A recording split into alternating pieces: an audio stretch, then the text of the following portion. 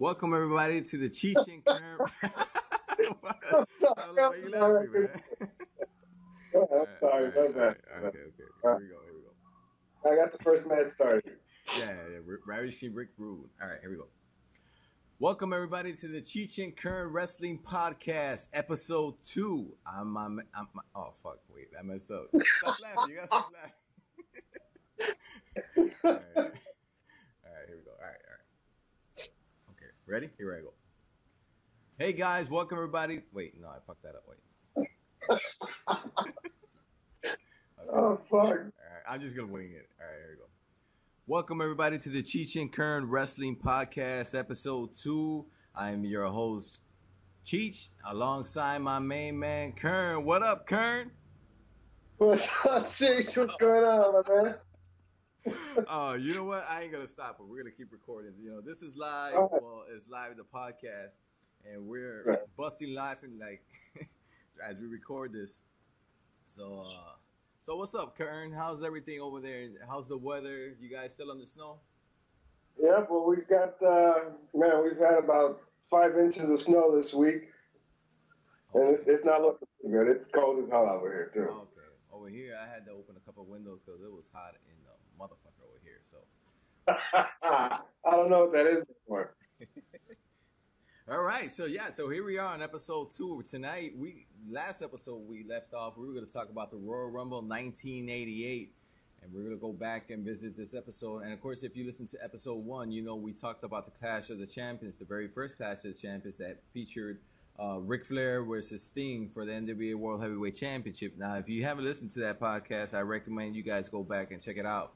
But tonight, we're going to talk about Royal Rumble 1988. Now, this was an event that took place January 24th, 1988. Now, this was a couple of months before WrestleMania, the very first Royal Rumble.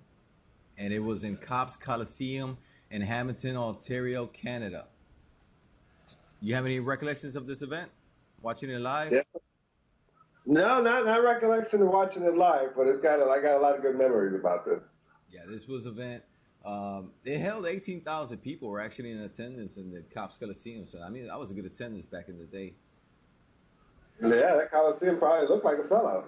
Yep, and this was the very first pay-per-view, very first Royal Rumble, as I mentioned before, but it was not on pay-per-view. It was actually held on the USA Network. Yeah, that's true. That's right. They didn't do it. This wasn't a pay-per-view, the first one. Yeah, so we go in live on the event, and Vince McMahon welcomes us, and he's alongside Jesse the Body Ventura. And for those of you who are not aware of Jesse the Body Ventura, he was wearing the weirdest outfit you can imagine. I mean, he had a cowboy hat. He had the Hulk Hogan.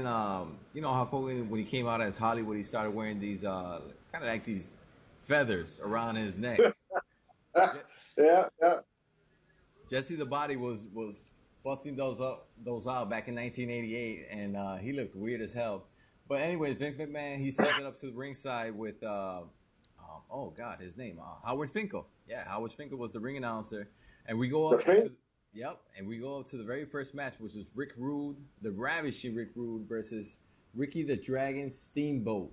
Now this match kind of started off slow, in my opinion. They were kind of hitting elbows, forearms, and Ricky the Dragon Steamboat, of course, he started hitting his patented chops on Rick Rude, and then they kind of start off as doing these strength challenges, so to speak. And now, of course, Rick Rude, looking at him, you can see he's shredded. You know, back in the day, Rick Rude he had one of the best bodies in professional wrestling. Yeah, he did, and he didn't look real. I mean, he was really cut up. His body was nice and cut up. I mean, yeah, he had like 0.5% body fat. Something like that. You know, but look at that mullet, the hair. Yeah. I remember listening to Steve Austin's podcast. He talks a lot about Rick Rude. He was good friends with Rick Rude. And he always said, because if you look at Rick Rude, you can see his upper body is shredded. You know, you can the abs, the arms, everything. But if you look at his legs, you know, he looks like a rooster. Because, you know, all his strength is like in the upper body. And his legs are just all skinny. And Steve Austin would say that Rick Rude would always say, "God damn it, Steve, it's an upper body business." You know, he always had that shredded body at the top. That's why I think he wore those long leggings. You know what? I've never noticed that till you said it now. But yeah, you're right. He has no bottom strength whatsoever. Yeah, and of course he's wrestling Ricky the Dragon Steamboat. Where he was kind of built all around. He had those huge thighs. That kind of went well with his whole body. That kind of sounded gay, but Just a little bit. So this match, as this match progresses, of course, and the referee, I'm not sure if that's Earl Hebner or David Hebner. I don't think they had established that they were twins yet at this time. Actually, no. Actually, January of '88. Actually, in a couple weeks from now, at the Saturday night's main event, when the whole spiel happens. Yeah, wasn't it? Yeah. Wasn't it in the main event when they fought when Andre the Giant and Hulk Hogan fought for the title? That's when they did kind of that screw over, right? Yeah, that's about a week or two away from actually when the Royal Rumble took place.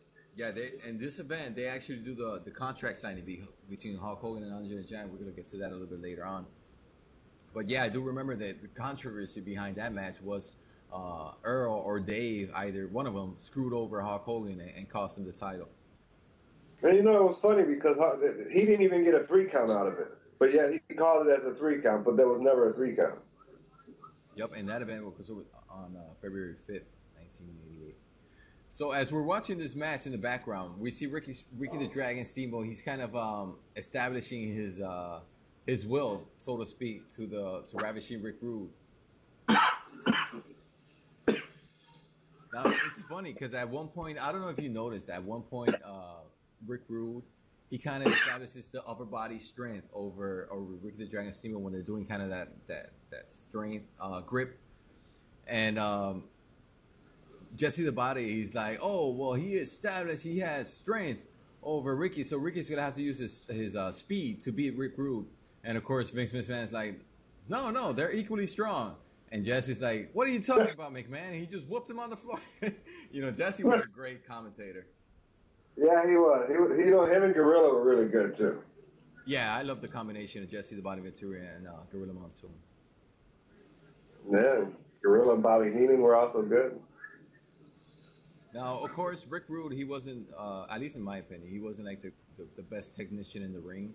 But he always had great matches, either with Ricky the Dragon Steamboat. I remember the match he had with the Ultimate Warrior was a great match also. I think that was at WrestleMania 5 for the Intercontinental Championship.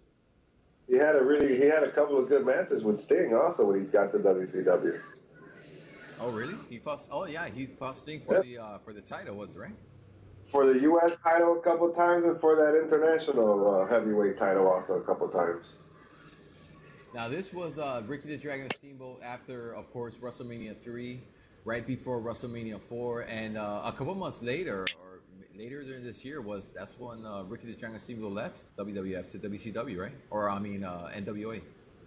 Yeah, because he ended up fighting Ric Flair in a couple of series for the NWA World Title. Of course, it was great matches in 1989 between Ric Flair and, of course, Ricky the Dragon Steamboat.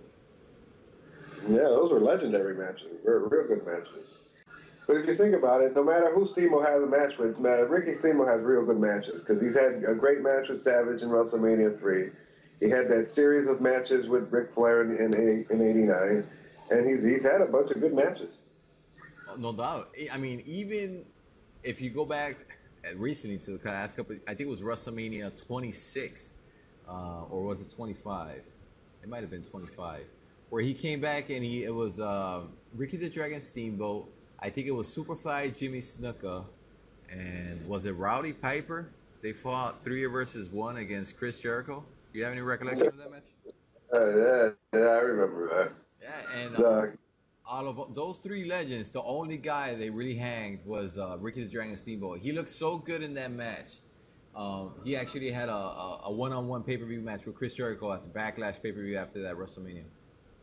Yeah, that's right. He actually did. He came out and he had another match with Chris Jericho. And it was awesome. That was in, what was it, 2009?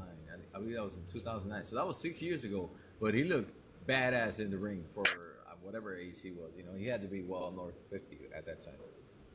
Hey, I heard, didn't Ricky Steamboat wrestle with his son in Puerto Rico not too long ago? Well, I know his son came to Russell to Puerto Rico, but if Ricky Steamboat accompanied him, I wasn't Yeah, no, paying attention at that time. I think I heard that he wrestled in a tag team match with his son in Puerto Rico. He even dyed his hair black and everything when he came back. Well, it might have been, man. I wish I would have known that because I know his son came over here, but I wish I would have known that he was gonna wrestle with his son as a tag team or something. I would have gone to that event and watched it. Yeah, I'm pretty sure he did. I'm pretty sure I read about that. Yeah, his son actually, he was released by WWE. I think it was a couple years ago because he had some issues, some health issues. I'm not sure if it was his back or his neck, but he was released. I'm not even sure if he's still wrestling. Oh wow, I did not know that. Yeah, he was in NXT, and then he got. And actually, I think Ricky Steamboat, he's not in WWE anymore, if I'm not mistaken. I think he was let go last year with all those cuts they started doing after the launch of the WWE Network. Yeah, I remember hearing about that. You're right.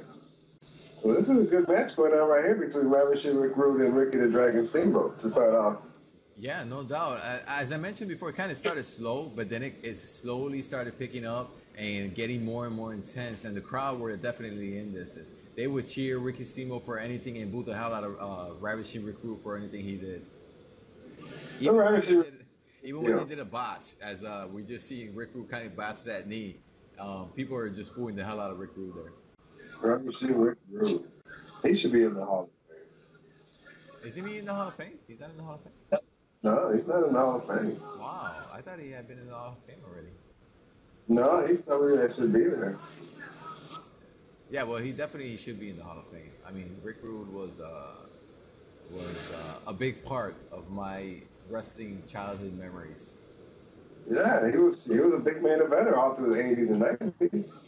I mean, he fought everybody. He fought, remember that classic match with the Ultimate Warrior in SummerSlam? Was this, yeah, SummerSlam? Did they fight at WrestleMania also? WrestleMania 5? No, I don't think so. I think there was or maybe I'm mistaken, maybe it was a SummerSlam, but I think there was an event where they fought that, you know, Ravishing Rick Rude, he used to come down with his tights. He started painting them. And in one of those matches, he had the Intercontinental belt painted on his trunks. And I think that was a WrestleMania. I'm not 100% sure. Yeah, but who was he? Was he fighting the Ultimate Warrior? Yeah, he fought the Ultimate Warrior in one of these. And I remember, he had that Intercontinental belt painted on his trunks. I think it was that white classic. You know what? I think that's what we're talking about. Hey, did you see Ricky Steamboat tap out? He's tapping out, then I called it. Remember the first episode we were talking, the first podcast we were mentioning about this whole tap out and when this started? Because I mean, you can see clearly right now that Ricky Steamboat is tapping like a bitch. I mean, he tapped like 30 times on the mat, and the ref does not call it. Now, why would they call it a tap? So was he waiting for the verbal? I guess back in the day, they would. The only way you submit it was kind of saying yes. But then that's contradictory also because, I mean, Ric Flair would shake his head up and down also. That's right. So, I mean, I don't know. He was saying yeah, there wasn't any consistency back in the tap outs back in those days. Yeah, because he tapped out 15 times. At least I counted. Yeah, I mean, he was tapping like a bitch. He was like, he just tapping on the mat. And the referee acted like he didn't see it. And, of course, you always hear the commentating, Jesse Ventura and Vince McMahon bickering back and forth. Vince McMahon saying, "Oh, he's cutting his oxygen out." And wait a minute, did I just see Ricky Steamboat's hand drop 3 times to the mat? What it looked like to me. So yeah, so Vince McMahon, he said, "No, he's covering his oxygen. That should be illegal." And then Jesse Ventura's like, "No, that's not illegal, man. You don't know anything about wrestling." Those guys were great. Look at Ricky Steamboat. I mean, he's tapping with both hands now. Look, he's tapping. I'm looking at him back. They don't see it. Everybody's seeing it. The crowd's seeing it. And now he comes with strength out of nowhere to pick him up. Yep, he does. Is that the flapjack? Is that called the flapjack? I think that's a straight flap back to the bottom to Rick Rude. You know, Ricky Steamboat always wore those white trunks. I don't think I've ever seen him wear anything besides those white trunks. Didn't he wear like green? Well, maybe it was later on in the career. Didn't he wear like green, light green, or kind of mild green trunks at some point in his career? Yeah, I think that was more towards like WCW, but as long as he was in the WWF at that time, I think he always wore these white trunks. Yeah, yeah. I remember one of those matches. He used to wear those white trunks, and he would sweat so much that you could see kind of Coming out of that track. Yeah, yeah. Yeah. There's the counter too. Hey, he's doing Rick Rude. He always did kind of these strength maneuvers. What he would do. Right now he's doing the accolade, the same maneuver that what's his name? Rusev would do right now. And yeah. you can see Ricky Steamboat. He's completely. I mean, he's kind of pushing forward, but he's completely tapping on the mat. Well, that one ain't too much of a tap, but the others were clearly tapped. Oh yeah, clearly. The other ones definitely. I mean, he was definitely tapping the other. How long was Ricky Steamboat in the WWF? He wasn't there too long, was he? No, I think he was there for a year and a half, 2 years, was it? I mean, he was there. I don't think he was there for WrestleMania 2. He had that great match with Savage, WrestleMania 3. He wasn't at WrestleMania 2, because that would have been Starrcade 87. WrestleMania 2 was in 86. WrestleMania 3 was in 87. I think he was still fighting in the NWA back then. Yeah, I remember he was there for a short amount of time. I know he wrestled in the first Starrcade. I'm pretty sure he was there for the second, but I gotta check. He had that great match with Savage, WrestleMania 3, and then this event, which was a couple of months before WrestleMania 4, he was eliminated in the first round against Savage again when that tournament happened in WrestleMania 4. Yeah, that match sucked.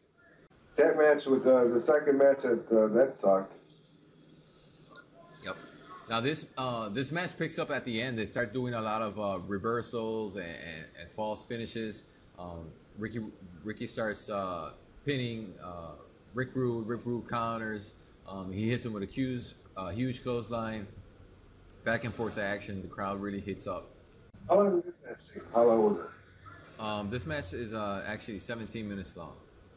I was gonna say it's been going on for quite a while now. Yeah, it's 17 minutes. You know, Ravishing Rick Rude never won a world title in the WWF. He never had the championship, did he? Nothing I remember.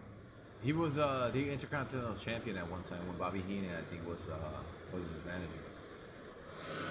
But he never had the heavyweight championship. Oh no.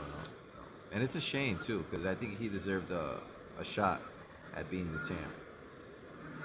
Yeah, I agree. I mean, he had a lot of matches for the belt. He just never won it. So this match really hits up at the end. Ricky the Dragon Steamboat, he's going for a splash off the top rope, and as he does that, Rick Rude kind of throws David Hefner into the way, and then he picks up the Dragon on his shoulders. Now, was this a submission mover he used to do? Because I didn't remember him doing this before.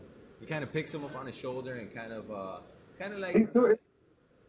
It's a submission move, but it ain't something he used to do constantly. Because I don't remember. Because I seen him do that, and the ref calls for the bell, and everybody thinks that Rick Rude won the match. But of course, the ref just disqualified him for throwing him in front of Ricky Steamboat when he threw himself off the top rope. They even play Rick Rude's music, actually. So the crowd sounded pissed because they couldn't believe that Rick Rude had just beaten Ricky the Dragon Steamboat. Well, that's because Steamboat was out the door pretty much at the end. This was at the end of his contract, I'm assuming, because he ended up leaving for WCW shortly after. So they were probably just pushing him out the door. Yeah, no, but he won the match because he won by disqualification. Now wait a minute, what the hell just happened here? Yeah. Rick Rude got disqualified because he threw David Hefner in front of Ricky the Dragon Steamboat. So the ref called for the DQ. All right, now we come back after. Now this match took 17 minutes. Now we come back after this match, after commercial breaks, because of course, as we mentioned, it was in the USA Network. And when we come back with Mean Gene Okerlund, and he's standing beside Jesse the Body Ventura, and he starts talking to Jesse Ventura. Bravo. Yep, because Dino Bravo is going to go and try to break the bench pressing record of 705 pounds. Now, before we get started, I gotta call bullshit on this event because when we get there, they show kind of the bench, and it already has the barbell, and it has what supposedly are 4 plates of 45 pounds on each side. Now, if you look at them clearly, you can see that the two middle plates are made of rubber.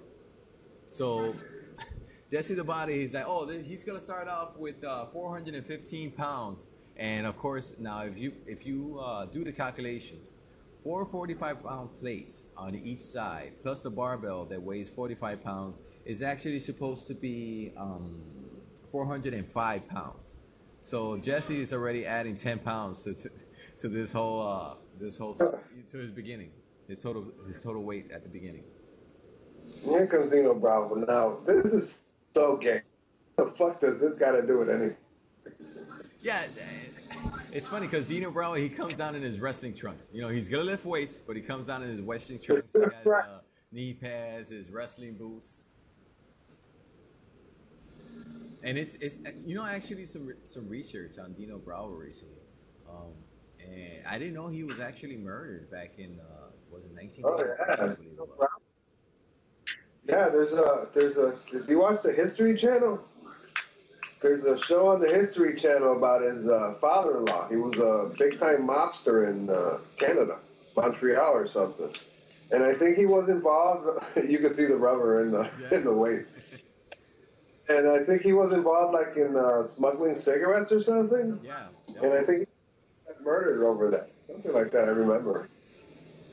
Yeah, it's been so. Because I was watching. I don't remember. I think it was Survivor Series in 1987 Survivor Series. I was watching it, and he's in one of the matches. And I'm like, whatever happened to Dino Bravo? And I went back and I searched, and I seen he was murdered in 1993 when he retired. And I was like, wow, what a shame. I never knew that's what ended up happening to him. Well, I think because I remember, I think a lot of back then it was in the news that he was connected to the mob or something. Because his father-in-law, his wife's father, was like a mob boss in Montreal, Canada. So here you go. You see Dino Bravo. He comes down. He starts saying that he needs absolute quiet. He sells to Mean Jeans, and the crowd, of course, the crowd just starts booing the shit out of him. And this guy was from Canada, and he was getting booed. Yeah, that's right, because they're in Canada. But it still makes no sense to me what the hell he's got to lift weights for. I mean, it has nothing to do with wrestling. Like, I can see if he was trying to lift weights and there was somebody else there with him, competing with him, maybe. But just him coming out here to lift weights, like, come on. Now, this kind of, you know what this reminds me of? Remember back in, I don't know if you were watching at the time, but in 2003 when Big Papa Pump, he made his debut in the WWF, and he was challenging Triple H for the World Heavyweight Championship. And I remember that one of the segments leading up to the match was weightlifting. No, I didn't watch that one. Yeah. But you know, they've done weightlifting before as competition. Because I remember before the Clash of the Champions when the Powers of Pain and the Road Warriors were doing it. And that's what got Animal injured. He came out with the hockey mask. Oh yeah, exactly. That angle that he had to come up with that Jason looking mask. So right. Here, I even wonder if these are real weights. I think the ones on the outside are real weights, but those first two in the middle, you can see they're made out of rubber. So yeah, I mean, Dino Bravo, he comes down, he sits down, and he starts pumping out these reps like fucking. You know, he's like, 415 pounds. He started pumping those out like they were actually 220. Wink, wink. So he started pumping that shit out of nothing. And it's funny because he pumped out 8 reps. And I'm like, why the hell would you pump out 8 reps to warm up if you're going to go up all the way to 705 pounds, if you're legitimately going to go up to 705 pounds? He just starts pumping out 8 reps.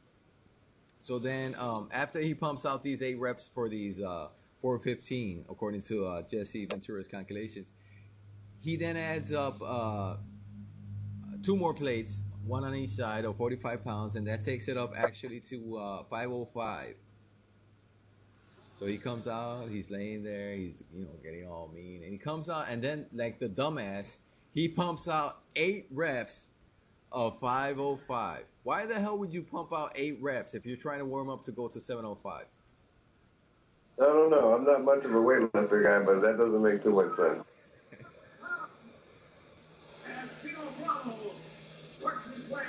Well, he did call himself Canada's strongest man. Yeah, well, those 505 were actually 310 pounds. So. Now he's putting smaller weights on there.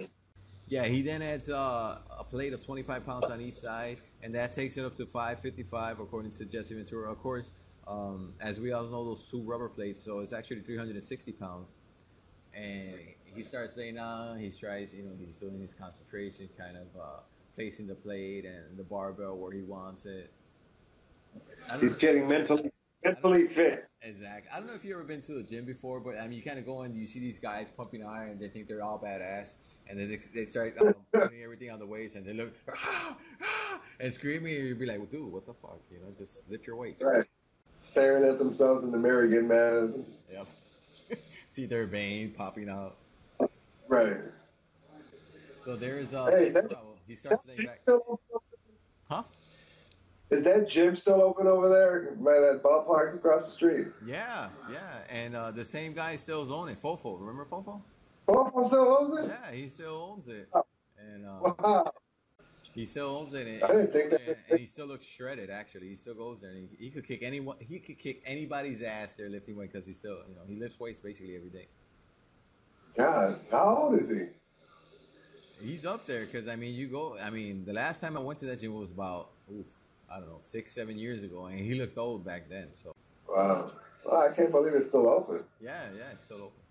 It's all dingy and shit. I mean, you try to lift weights, you're like, dude, how much is weight? He's like, I don't know. It's a whole bunch of car parts put together with a cable. You just pull that shit up and down. You don't even know how much you're lifting up.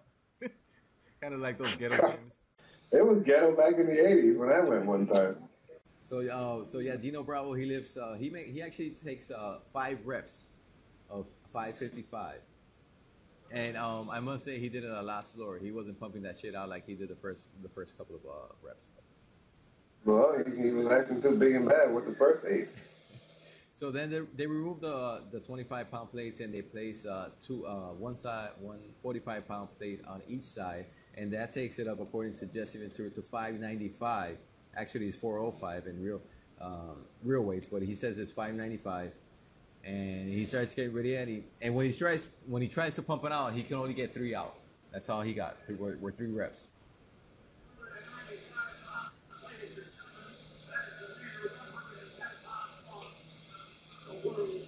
So 110 pounds off the world record. So he gets up and he tries to. I think he's stalling. He's just trying to get the crowd to start booing. He starts stalling there because even though. He's not lifting the actual 600 pounds. He's still lifting 400 and something. So that's a huge feat. That's still impressive. Yeah, no doubt about it. He just starts talking French, and people get pissed because I guess I'm not too familiar with the way Canada's divided, but I know there's some areas in Canada where they speak French, and there's some other areas in Canada where they speak English. I guess this was the English-speaking section because every time he spoke French, people just started booing the shit out of him. No, it's Frenchy. Nobody liked Frenchy anyway. So then they add 60 pounds and they take it up to 655, and he barely gets 1 rep out. And what's the world record where he's going for? 705 is the world record. Back then, I don't even know if that record still exists. I mean, it probably got shattered a long time ago. But it was 405 back in 1988. 705, I should say, back in 1988.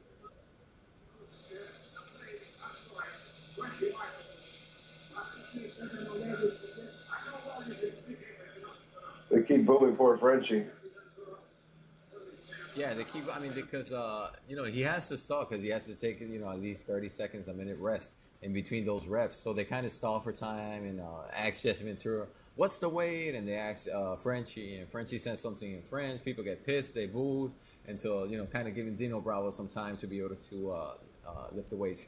You see Dino Bravo kind of doing squats, raising his quads. I don't know why he's raising his quads because he's doing exercises for his chest, but I guess he's just trying to buy some time. Well, he's got to be tired also. Oh, no doubt. But I mean, that comes into play. Why the hell would you do 8 reps at the beginning? You know, just do 1 or 2, kind of pump it. You know, get that blood pumping, and then because clearly at the end you're gonna see what happens here. Oh, I don't know if you ever lifted weights before, but if you ever been on a bench trying to do a bench press and you put a lot of weight, it's like it's happened to me. Like I try to squeeze it, and like my right side will go all the way up, and the left will be like, oh, go. So that kind of happened to Dino Bravo there. His right hand stronger than his left hand. Yep. That happened to you before? Yeah, that shit's happened to me before. You know, and it's been embarrassing because usually the times I used to go to the gym, I would go by myself. I didn't have a spotter. So I would put weight, and then at the beginning, you know, you're kind of weak. So you try to, you know, you're like, oh, you know, I'm going to put 25 extra pounds on this. And I remember one time I lifted that shit up and went straight down to my chest. Boom! And then I couldn't get it up. And I'm looking around, and there's nobody around. I'm like, oh, shit. So I kind of had to roll it down all the way to my stomach and be able to sit up, stand up like a dumbass, like I'm doing one of those shrugs, and put it back up. And then I started walking around looking all badass, like, yeah, ain't nothing happened. You know, you're not supposed to put the locks at the end, so when it happens, you can slide the weights off. Oh, yeah, but you don't want to do that because then you call attention to yourself, and then everybody will look at you like, look at that weak dumb, that weak son of a bitch putting those weights he can't handle. Do you remember how much weight that was? It was, yeah, actually, because the original Olympic weight, the bar itself weighs 45 pounds. And usually what you do is you put 45-pound plates additionally, and, you know, you do your weight accordingly. But everybody, usually when they start, or at least when I went to the gym, you would see everybody with at least a 45-pound plate on each side, right? So I'm like, oh, damn, I got to start with that. I mean, I can't, if I go lower than that, I'm going to look like a bitch. So I was like, all right, I got to start with that. Of course, that's 135 pounds? Yeah, that's 135 pounds. And for somebody who's never done exercise, that's a lot of weight. So I go over there, I can do that shit. Why would you start with 135 pounds? Because I'm a dumbass. Why with just the bar by itself? I'm a dumbass. And of course, you know, people haven't seen me, but I'm 6'5" and close to 290. So you would expect a big motherfucker like me to be able to pick up 135 pounds. Hell no, I got my ass kicked. I started grabbing that bar, and that shit fell down. I was like, oh, I can't pick this up. Yep, yeah.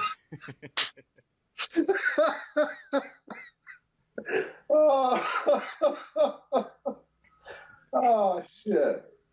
All right, how much did Dino just pull up here? Oh, he hasn't done it yet. He's getting kind of behind the crowd, getting on the crowd's face, and he's kind of he's just buying some time. Yeah, he's buying some time, acting like he's not gonna go for the record. And Frenchie, of course, goes down running over him, and he tries to calm them down, and he goes back up to do it. I'm sorry, I can't stop. Oh, fuck. I can just picture you sitting there with the weights on. Yeah, and then you kind of try to look cool, you know, like, yeah, I can't lift it, but you know, you're trying to struggle, and people be like, hey, you need a spot? Like, no, I got it, and I can't lift it up. It's just, you know. Oh, Jesus Christ. So here we go. He's going for the record for 715 pounds is actually what he's trying to lift up here. And you can clearly see it's heavy as hell. And Jesse Ventura, he kind of gets it up. Dino Bravo, he's trying to pump up. And he grabs it, and Jesse lets it go. And Dino Bravo takes it down, but once he tried to go up, and he just couldn't go up. So Jesse had to help him get up. And you can see Jesse's face. Jesse's like, you fucked up, dude. You weren't able to get it up. And that's the world record? Yeah, supposedly he passed it because it was 715 unofficial, as they say, of course. But we all know it had 190 pounds that really weren't there. Right.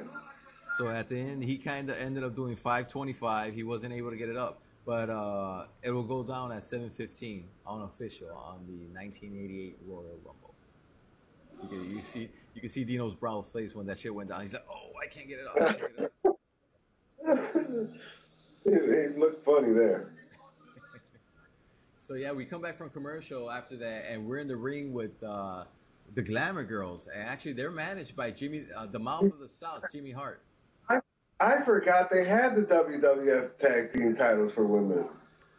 Yeah, I didn't remember that until I seen this event. I was like, oh wow, there was actually a WWF Women's Tag Team title division. Yeah, oh man, I mean, it was far-fetched. I mean, there was barely any matches. It was like once or twice a year you probably see them. Hmm. But yeah, I forgot about these titles. Yep, and it was the Glamour Girls, which were Judy Martin and Leilani Kai, and they Judy defended Martin. against the Jumping Bomb Angels. Now I gotta tell you, I'm a huge fan of the Jumping Bomb Angels. I seen a couple of months ago. I watched the Survivor Series 1987, and I think that was their first match when they made it, and they were part of the Fabulous Moolah's team, and they fought the team of Sensational Sherry, and the Glamour Girls were in the Sensational Sherry match and team, and they were with the Moolahs, and they were the only survivors. Were the Jumping Bomb Angels. They survived, and they actually beat the Glamour Girls. And that's what actually set up this 2 out of 3 falls match for the women's title. I mean, you can see the way the WWF cared about the women's division back then, because they had a 2 out of 3 falls match for the WWF Women Tag Team titles. Yeah, you don't see that too often anymore. And I gotta say, it was a hell of a match. Oh, I see what you're talking about. This is starting out to be a good match. Oh yeah, no doubt about it. He's Joey Morello is actually the ref's name. Joey Morello. Joey Morello. Oh, poor Joey. He died young too. Really? Yeah, don't you hear about Joey Morello? He died of God, I can't remember what he died of. Oh, that's a shame. Joey. Yeah. Actually, yeah, he died on July 4th, 1994. Do you remember what he died of? Let me see, but I see he was the adopted son of Gorilla Monsoon, actually. Yeah. Adopted son of Little Monsoon? Yeah, I looked up his profile on Wikipedia. It says he died on July 4th, 1994 after he fell asleep at the wheel and crashed while driving home on Beverly Roncocas Road on Willingboro after a night of refereeing WWF matches in Ocean City, Maryland. Yeah, he was 31 years old. Actually, Bruno Lawler, which is better known as Harvey Whippleman, was with him at the time and was critically injured in that event. Wow. Who was Harvey Whippleman?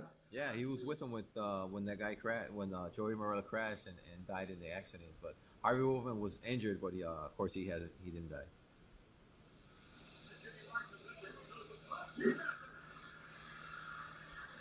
Yeah, there's a lot. There's a few referees that passed away. Wow. And actually, he's the guy that reffed the match between Hulk Hogan and Andre the Giant in WrestleMania 3. And Yeah. yeah, and he's the one that actually counted till 3, kind of did that screw up. And actually, they talk about that that pick, because if you remember that match between Hulk Hogan and Andre the Giant in WrestleMania 3, like right at the beginning, Hulk goes for a body slam. Yeah, and Andre the Giant falls on top of him, and you can see the ref clearly counts to 3, and you can see he kind of fucked up, because then Andre's like, no, it's only 2. It's only 2, and then when the ref says, no, yeah, it's only 2, then Andre's like, no, it's 3.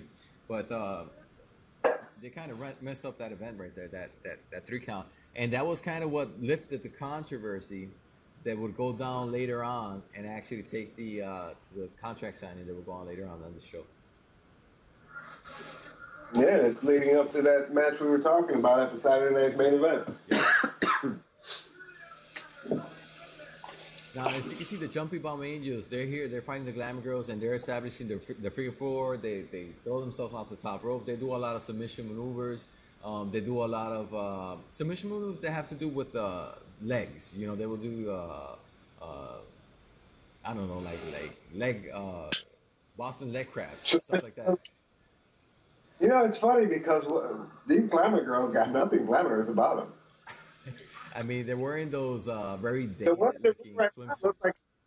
The one in the ring right now, she looks like she could be somebody's grandma. Yeah, that's right there. Judy Martin. Yeah, Judy Martin. You wouldn't happen to know how it was Judy Martin back then, would you? No. Because I swear she looks like she could be somebody's grandmother. Yeah, I know. I mean, they look very aged at that time, and she actually worked for about 5 or 6 years more after that. Yeah, well, remember the Fabulous Moolah. Fabulous Moolah was for what, 30, 40 years? She was like the Ric Flair of women. It's actually funny, a little side note here. when they come back and they start this match, and Jim Ross, Vince McMahon, and Jesse the Body Ventura, they start bickering back and forth about what happened with the Dino Bravo. He couldn't get the last rep up for the record, and Jesse the Body Ventura tells McMahon, "You, a person of your stature, knows nothing about weightlifting." And all I said when I heard it was that somebody needs to give Jesse the Body Ventura a copy of this month's issue of Muscle and Fitness that has Vince McMahon looking as huge and shredded as ever with a big ass chain over his neck at age Did you see 69. that? Yeah. Did you see that? Holy cow! Yeah, he looked like he was ready. He looked like he was in his 30s. Yeah, I mean, Vince, He looked real good. he looked pumped. I was like, holy shit. And this guy is 69. Only, people could just only wish to look like that at 69. So you could wish to look at that like if you were 29. I could wish to looking at that shit now, and I'm only 30. So, Jesus Christ. This is turning out to be a really good match. No, this was a great match. A great 2 out of 3 falls match. And these women are taking really hard bumps. I mean, one of the Bomb Angels, she just took a huge bump from the third rope. God, these women look so old. Yep. It's funny because at one point, Jesse the Body Ventura is like, "What do we call these jumping bomb angels?" And Vince McMahon, I guess he didn't have in his notes. He didn't know what their name was. So he's like, "Well, let's call her Red Angel and Pink Angel. Right now in the ring, Red Angel's getting cooked by Judy Martin." And, and after the first fall, that actually goes to the Glamour Girls. There we go. After that front flapjack that Judy Martin established, they go, they get the first pin. And they go to a ring break, to a commercial break. And when they come back, Vince McMahon, I guess somebody told them the names, which were actually, oh, wait, I have it written down right here. Well, you gotta be quicker than that. You sound like Vince McMahon now. No, I have it written down. I lost it in my notes. Hold on. Pink Angel, Red Angel. Let's stick with that one. Right now, Red Angel's getting her ass kicked. Yeah, Red Angel and Pink Angel, exactly. Oh, there we go. It's Norio Tateno and Itsuki Yamasaki. So, yeah, we're going to stick with Pink and Red Angel. Yuna Samasaki. Wow. Itsuki Yamasaki and Norio Tateno. It sounds like the main event match for New Japan Pro Wrestling. Yep. Now, how many falls does this go to? This is 2 out of 3 falls, and it actually goes 3 falls.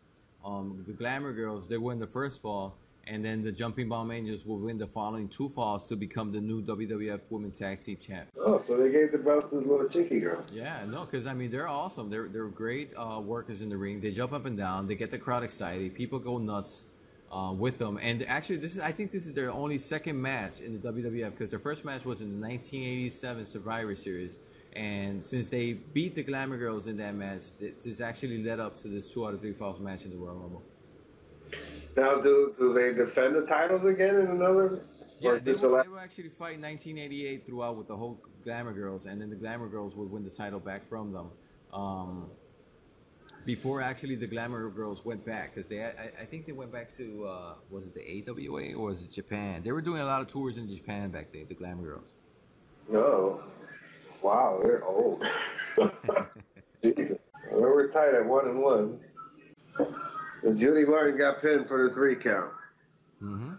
There goes the second fall to the Jumping Bomb Angels. And actually, Leilani Kai and Judy Martin, they regained this title back in Japan. They actually defended, they fought the Jumping Bomb Angels in Japan, and they beat them for the title a couple months later. And then after that, the WWF, they kind of started fading this tag division out. And then eventually become what we know today. They should bring the tag division today. I mean, they got plenty of divas over there. They do, and actually they got great workers. Because I mean, if you would have said back late 90s, where really all they showed were TNA, tits and ass, so to speak. They really didn't have a lot of great workers. It wasn't until Trish, she started really getting her feet wet in the ring, and Lita, yeah. And then they had Tori. She kind of wrestled good. Then they had Ivory, Jazz. Tori wasn't really a wrestler. Neither was Miss Hancock, Stacy Keibler. Oh no, but Stacy. They were really rough. She was was she candy for the eyes, Stacy Keibler. Yeah. Very long one. So this event was actually filled to the gills. Um, as I say, I mean, it was packed. 18,000 people were into that building. I was looking for the ratings for this event, but I couldn't find anything out. I wanted to see what was. I was kind of curious to see what they did on TV. I'm pretty sure they had good numbers. Oh, they had to. I mean, they had the contract signing between Hogan and Andre, and that was a huge event. So I believe they should have had great numbers. Plus, it was the first Royal Rumble. I mean, it was the first Battle Royal, you might want to call it, with a different concept of coming in instead of everybody just being there at once, of one coming in every 2 minutes. So it was a new concept. So I'm pretty sure they did good numbers. Now, of course, we're gonna get to this a little later on, but a little trivia note here. Remember last week we were talking about Doom. Remember Doom? Yeah. And Ron Simmons and Butch Reed. Well, actually, Butch Reed will make his way into this Royal Rumble, and he's actually the first guy eliminated. So there's a little trivia note for you. Who was the first guy ever eliminated in the Royal Rumble? Was Butch Reed. The natural Butch Reed. The natural Butch Reed. You know, I remember when Butch Reed used to fight, God, what was it, like Mid-Atlantic? Remember those shows that used to come out every Saturday at 6:05 on TBS? WCW Saturday Night. Yeah, but there was one before WCW Saturday. I think it was called the Mid-Atlantic Wrestling or something, where Butch Reed used to fight a lot for the world title with Ric Flair, but never won it, but fought a lot with him. He had a lot of good feuds with him back then. Was he? I remember Butch Reed and Ron Simmons, as I mentioned before, and I used to like them as a tag team, but I really don't have a lot of recollection of Butch Reed. You know, I do remember Ron Simmons because he was actually my favorite of the two. But was Butch Reed a good wrestler back in the day?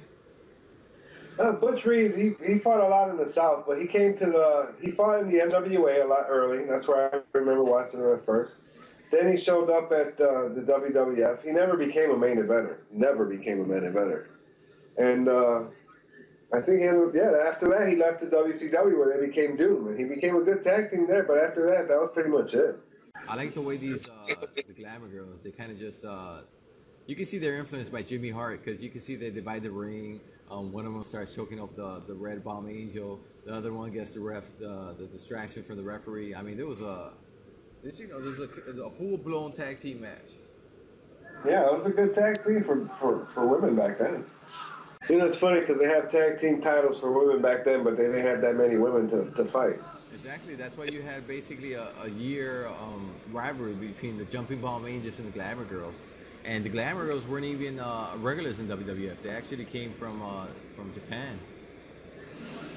The Glamour Girls. I mean, not the Glamour Girls, the Jumping Bomb Angels.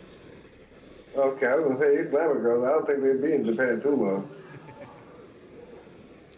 Yeah, because they're very acrobatic. It would remind me of the Lucha Lords. Yeah. They do a lot of moves. And for 1988 and women's wrestling, I mean, this was a great match. You really can't ask for a lot more than this. Yeah, the crowd's really got them. I mean, they're really going out there.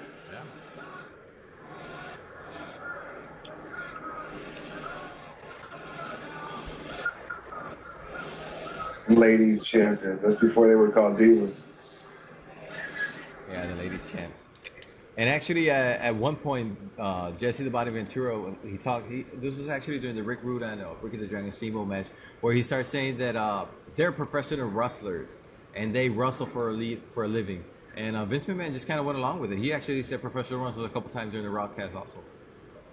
Yeah, that's right, because they usually call them superstars or sports entertainers. Look, her shoulder wasn't even down for the pin. Now, did something happen to Gorilla Monsoon during this time? Why was Vince McMahon doing the announcing, the Royal Rumble, and not Gorilla Monsoon alongside Jesse the Body Ventura? You have any idea? Man, I'm not sure. Well, here comes the Hulk Hogan Andre the Giant sighting. But I remember he did have some health problems there shortly, and then he came back, and when he came back, he became president of the WWF. Until he passed away. Of course, then we come back after that match. They go to the commercial, and we come back, and they start talking about the events that led up to this contract signing between Hulk Hogan and Andre the Giant. And of course, they go back and they show the pin in WrestleMania 3 or they start counting. Now you can see Hogan's shoulder kind of comes up before the ref goes down, but the ref's hand does go down for 3. So it kind of started a little bit of controversy. It's a little controversial, yeah, because you can't really see his hand hit the mat. But yeah, it does look like it went down for 3.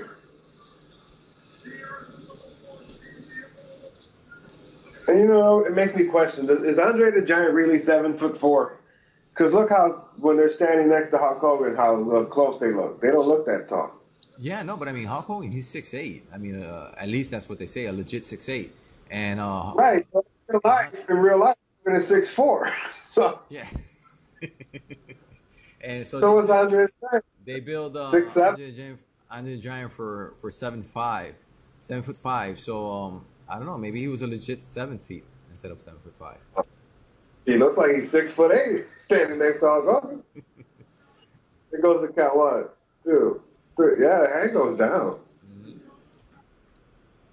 Of course, then we have the events leading up to this contract signing where they have Ted DiBiase saying that he's gonna buy the WWF World Heavyweight Championship, and he's actually gonna pay a price to Hulk Hogan, and he actually asked Hulk Hogan, "What's your price?" And Hulk Hogan said, "Well, I'm gonna make a public announcement pretty soon."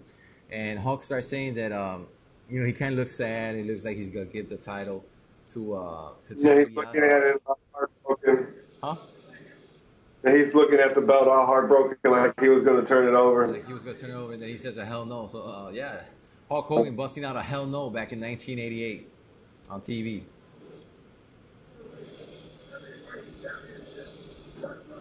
Ted DiBiase, he always wanted to buy the belt.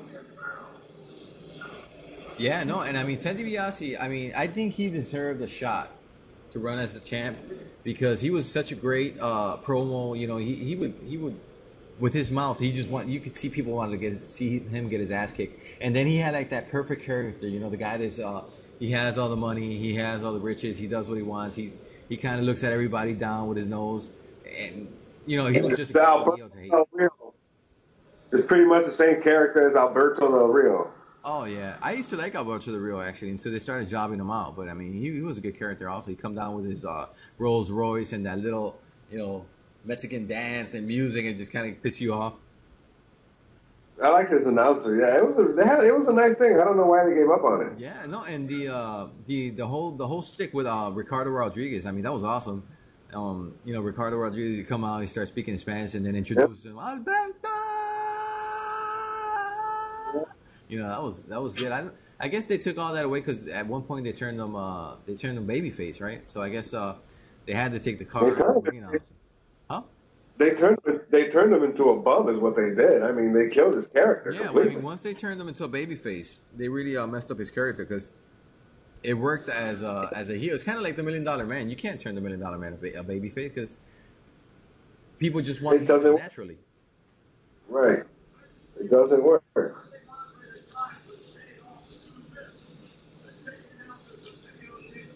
So then we go to the ring and we have President Jack Tunney there alongside Mean Gene Okerlund, Ted DiBiase, Virgil, Andre the Giant, and then they Howard Finkel. Oh no, I'm sorry. Mean Gene, he introduces Hulk Hogan to the ring, and Hulk Hogan comes down to the ring wearing this ugly ass blue, kind of light blue, purplish tights. And I mean, people give John Cena shit today in 2015 about his bright ass colors, but until you see Hulk Hogan come down in these tights, I mean, mad respect for Cena. Yeah, but Hulk Hogan always came out with those retarded looking tights. I don't know what the hell his problem was. He thought he was cool. You know, they're kind of like, I mean, are there tights, leggings? I mean, what do you call those? I guess they were wrestling tights. You know, they were, you know, Hulk Hogan back in the day, he would wrestle in you know, the shorts. But or weightlifting tights. And then yeah, he came in with those long light blue purplish shirts with a white, and then Hulk Hogan was jacked back in 1988. I mean, you seen his shirt, just wanted to you know, his pectoral muscles just wanted to bust out of his shirt. It's the 24-inch pythons. The 24-inch pythons, exactly. Well, after that match, right after Andre wins the belt on Saturday Night Main Event, that he gives it to Ted DiBiase. That's when they strip him of the belt and make the tournament, right, for WrestleMania 4. The tournament that we were talking about at our first episode of the Cheech and Kern Wrestling Podcast. Cheap plug there, kind of like Mick Foley. And if you haven't heard that, you need to go back and listen to it. That's right. Here comes Hulk Hogan. Yeah, look at this ridiculous outfit that this man has wearing. Coming down to the ring wearing that. He has that white weightlifter's belt. He even has wrestling tape. He's got cowboy boots on. Yep. He's got cowboy boots on. He has they're almost knee-high cowboy boots also. They kind Why of the fuck wear cowboy boots with wrestling tights? Have you ever seen the movie? Oh, I'm sure you've seen it. No Holds Barred. Yeah, what's in No Holds Barred? He would always wear those kind of wrestling tights with those boots and that little bandana on his head. That's exactly what he would wear in No Holds Barred. The only thing here, he looks more ridiculous because they're like kind of light blue purple. Yeah, that's not a good look. Yeah. Now, back in 1988, I mean, people were looking at this and Hulk Hogan was the man, of course. But I mean, yeah, if you if you compare Hulk Hogan the way he dressed, and you compare Ric Flair the way he dressed, who looked like a champ? Ric Flair. Who was styling and profiling, jets flying, limousine driving, kiss wheeling, stealing. I don't know. I said that shit wrong, but anyways, you know what I mean. And Hulk Hogan comes out here looking like some fag. What the fuck? Jesus. But you know what killed me about Ted DiBiase and Virgil? That they're $1 million man and had all this money, but yet their suits and their costume was that plasticky looking thing that they wore. Yeah, you know what? And I understand they wanted to make him look like he was always wearing kind of like this tuxedo. But I mean, damn, they could have done something a little bit better than that because it did always look kind of like plastic and cheap looking, you know? Yeah, it looks like he's a stripper. Looks like a stripper outfit. And Virgil too. Virgil's look more like a stripper outfit because it has no sleeves on it. Yeah, and Virgil was pretty jacked back in the days. I don't know. Virgil to me, he was always he was a bum. I never liked him. I didn't like him in WO. I didn't like him as Virgil here. He was just a waste of space. I mean, and it's kind of funny if you think about it, because in 1988 you got Hogan, the big baby face, and you got Virgil across the ring, and who would have known these two guys would be members of the New World Order in WCW, a faction that, of course, revolutionized the world of professional wrestling. Yeah, but Virgil had what did Virgil do for the NWO? I mean, go get sandwich. Yeah, he should have never been there. I think that's when the NWO really started losing credibility, when they started adding guys like Virgil. Because I mean, who was the fourth member of the NWO? Was it Ted DiBiase or was it the Giant? Which one's the next guy that actually joined the NWO after the original Hall, Nash, and Hogan? It was Ted DiBiase and then the Big Boss Man. What the hell is his name? Ray Traylor. He came in as Ray Traylor. Remember? Yeah, no, I remember, but I didn't remember he was in the NWO. Really? Ray Traylor? Oh, yeah. Everybody was in the NWO, man. Wow. Everybody. I knew they were Everybody at one point in time was at the NWO. The Giant, Sting, Lex Luger, Buff Bagwell. I mean, you name it. You go down the list. At least once they were in the NWO. And it's funny because, I mean, once they started bringing in these people into the NWO, that's kind of when it just started watering down. Because I remember when they started, the original, it was Hogan, Nash, and Hall. And then Ted DiBiase came down, and they wanted to keep this whole invasion from WWF going down. And he was the $1 million man, so he came down. Ted DiBiase, he was their financial advisor, right? Ray Traylor came out. He comes out. He was supposed to be he was a Big Bubba at the time. And then and then the NWO brought him in. And then after that, the referee, Nick Patrick, became a member of the NWO. Then Six Pac showed up. I mean, everybody was there. I never understood Six Pac because, I mean, of course, I knew he was part of the clique and everything with Scott Hall, Kevin Nash back in WWF. But I really never seen any clique going on in WCW. I never understood why he was part of the NWO. He was never a major player to be in the NWO. Well, think about it. The NWO was just so watered down. They had everybody in there. They had everybody you can think of. Scott Norton, Buff Bagwell. Man, Bret Hart at one point was a member of the NWO. Jeff Jarrett was a member of the NWO. I mean, everybody. Didn't Disco Inferno at one point was part of the Wolfpack NWO? Like Disco Inferno? Disco. Yeah, they had a bunch of people at the end there that should have never even been part of the NWO. I mean, they watered it down so bad it wasn't even worth watching no more. Yeah. They really messed that up. That whole angle, they messed it up. Now Ted DiBiase, as we're seeing him, he's kind of mouthing off Hulk Hogan, and I used to enjoy the whole Ted DiBiase character because he had his hair blow dried, he had his nice trimmed looking beard, and of course the gimmick was $1 million. So he was a great talker, and wasn't Ted DiBiase? Was it from Mid-South or AWA? He fought in the AWA and he fought in the NWA also. Did he fight in Mid-South also or no? He could have. I'm not 100% sure because he was around back in the 70s. But yeah, he had a lot of matches with. Man, I remember he had a good match with the Junkyard Dog for the Mid-Atlantic Heavyweight Championship. Ted DiBiase had the Mid-Atlantic title for a while. And was he always a great mouthpiece? Because I really, the only first time I actually knew Ted DiBiase was in the WWF as the $1 Million Man. He's always been the $1 Million Man to me. Yeah, no, that's where his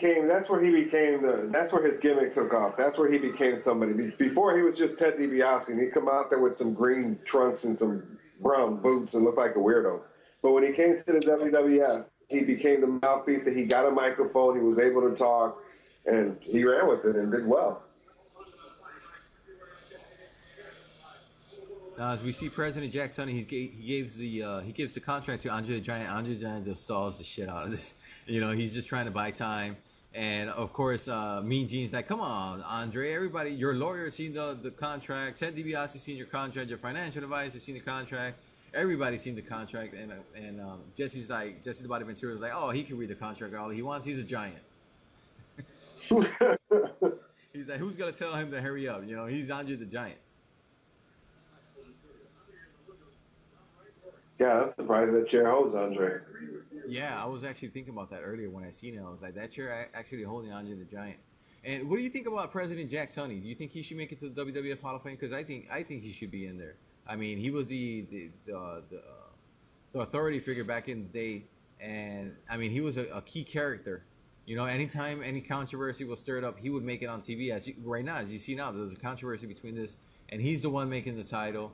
And I think that he should be in the WWE Hall of Fame. Yeah, I agree. I'm surprised he's not in the Hall of Fame. And it's kind of weird because when he passed away, I don't think they even mentioned it on TV that Jack Tunney had passed away. You know what? I'm not sure if they did or not, but I remember they had a tribute for him. I remember seeing a tribute for Jack Tunney. Yeah. And Andre's just taking a sweet time trying to read this thing.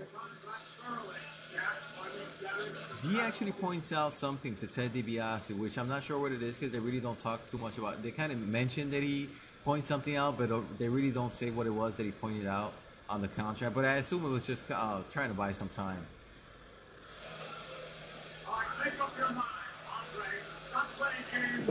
Now, I wonder whether they just had too much time left, that they were trying to kill time on TV, because that weightlifting episode and this is just taking a lot of time, and you haven't seen no action whatsoever in the ring. Yeah, no, the weightlifting actually took about 10 or 15 minutes, and then this whole contract signing took about a good 5, 8, maybe even up to 10 minutes. Yeah. Well, Andre's been reading that contract for the last 10 minutes. Now, I'm not sure, was this the very first contract signing they ever did in the ring? Because I never had a recollection of them doing contract signings in the ring. And I think they actually built this up as very special, and that's why they did it inside the ring. Yeah, I believe it was the first contract signing inside the ring. And of course, as we all know, every contract signing always has to end with some sort of controversy. So Andre the Giant, once he signs the contract, Hogan and him stand up in the ring, kind of do a little stare down, and Andre just nails the shit out of Hogan's head against the table, and Hogan just kind of backdrops with the whole table on top of him. God, I wonder how much Andre eats.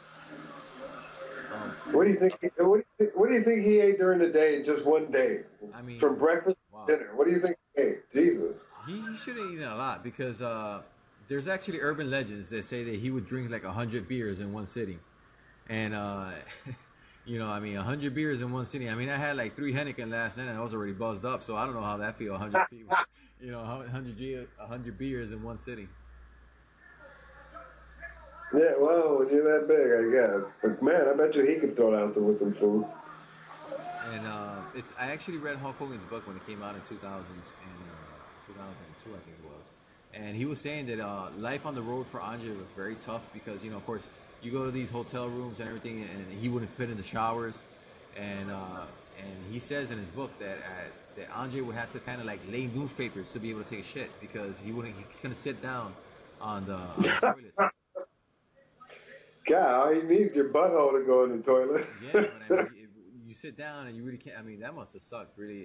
You know, being that big must be hard. I mean, I'm 6'5", and sometimes to get into a regular, normal size fit car, it's tough. So I could just imagine Andre the Giant. Yeah, I go through the same problem sometimes.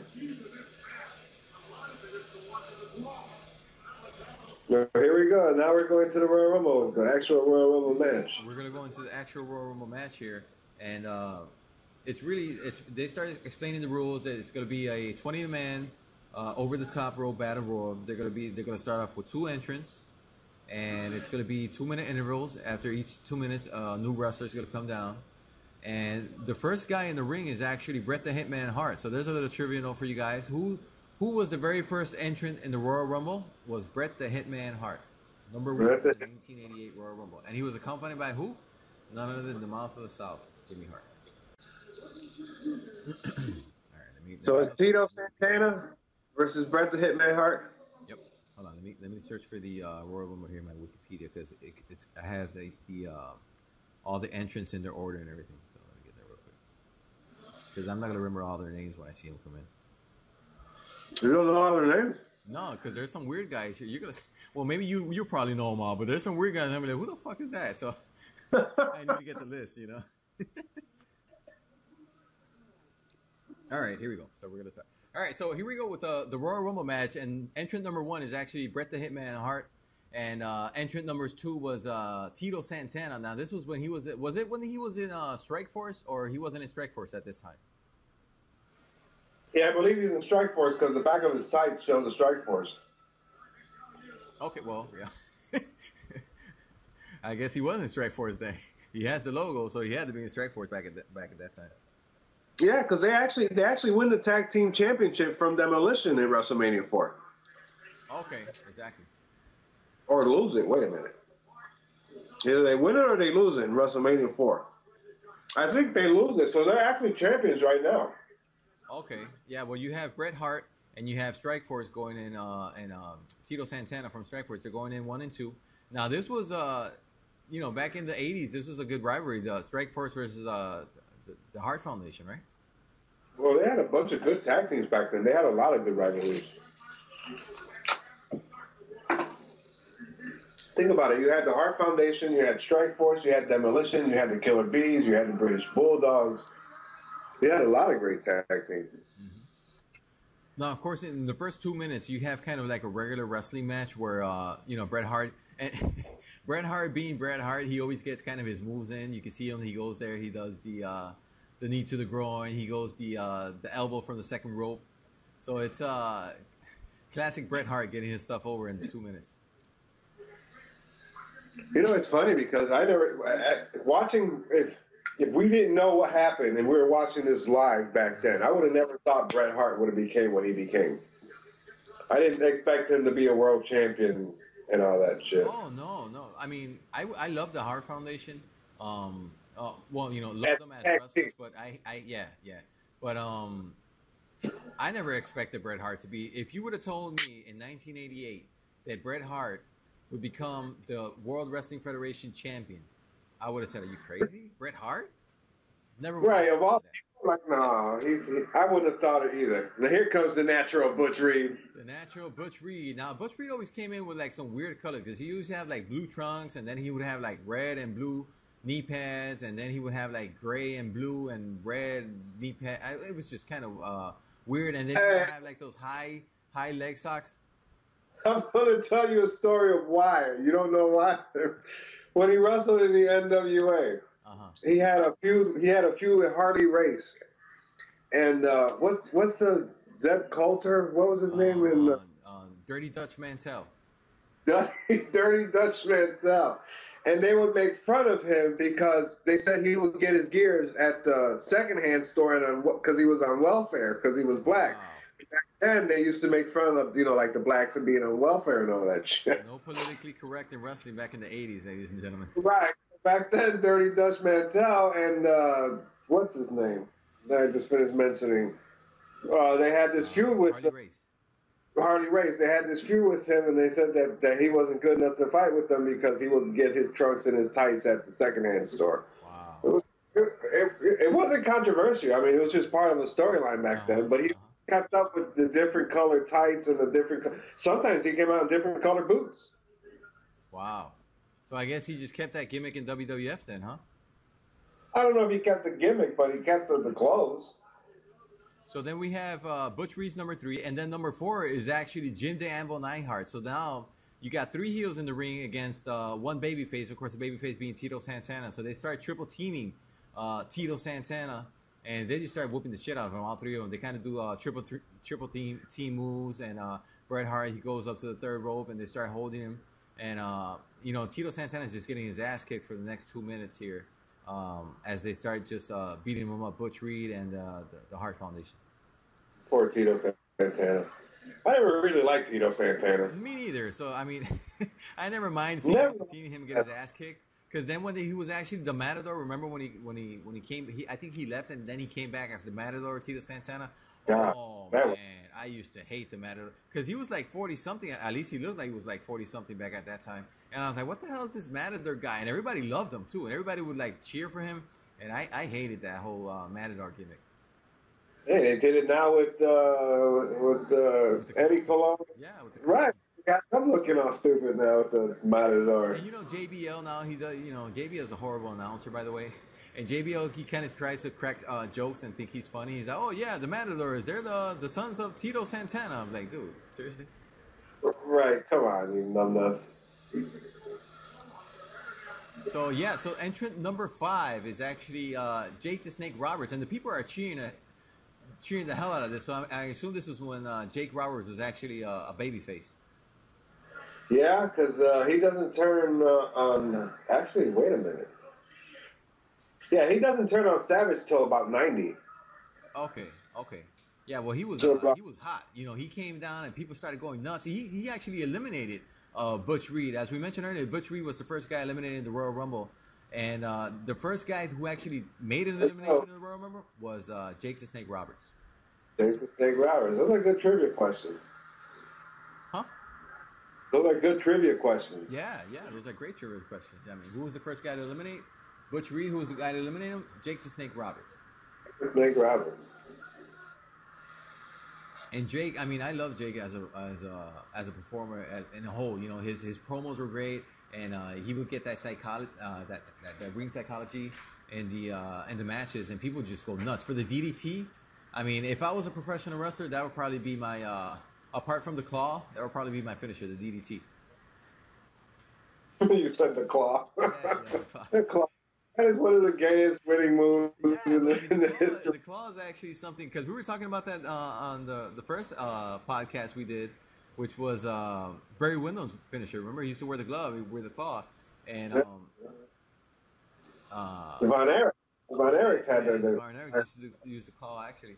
And here comes entrant number 6 for the Royal Rumble, and it's actually Harley Race. Was he King Harley Race at this time, or was I think he has the crown in his trunk, so I'm assuming he's King Harley Race. Yeah, when he went to the WWF, he was always King Harley Race. Yeah, and I mean Harley Race when he went to the WWF. I mean, I know he was a great wrestler in NWA, and he got great history, but I mean he was like fat chubby, out of shape, and he looked like he was 50. I don't know how old he was when he went to WWF, but I mean, he looked old. He looked like he looked like a grandfather. Man, I think he was like 43 or 44 when he fought Ric Flair in Starrcade. So that, that was like 5 years after this. But I So mean, yeah, he was if you around look at this 50. Harley Race, I mean, he kind of like dyed his hair yellow, and then he shaved off his. Because I mean, I remember Harley Race as the badass Harley Race. You know, he used to have like those long chops as a beard, and he looked badass. But then he shaved that shit off. He dyed his hair blonde, and then he grew that big ass belly, and it never worked. I think that was Vince McMahon though, because everybody that left the NWA, besides Ric Flair, everybody that left the NWA that came to the WWF, all their gimmicks sucked. Terry Taylor's gimmick sucked with the Red Rooster. Oh my God, the Red Rooster, was that an injustice? Dusty Rhodes' the polka dots made him look like an idiot, and Dusty Rhodes was like one of the best champions we ever seen. And the same thing with Harley Race. Harley Race came over here and he became the king, which was kind of stupid. Yeah.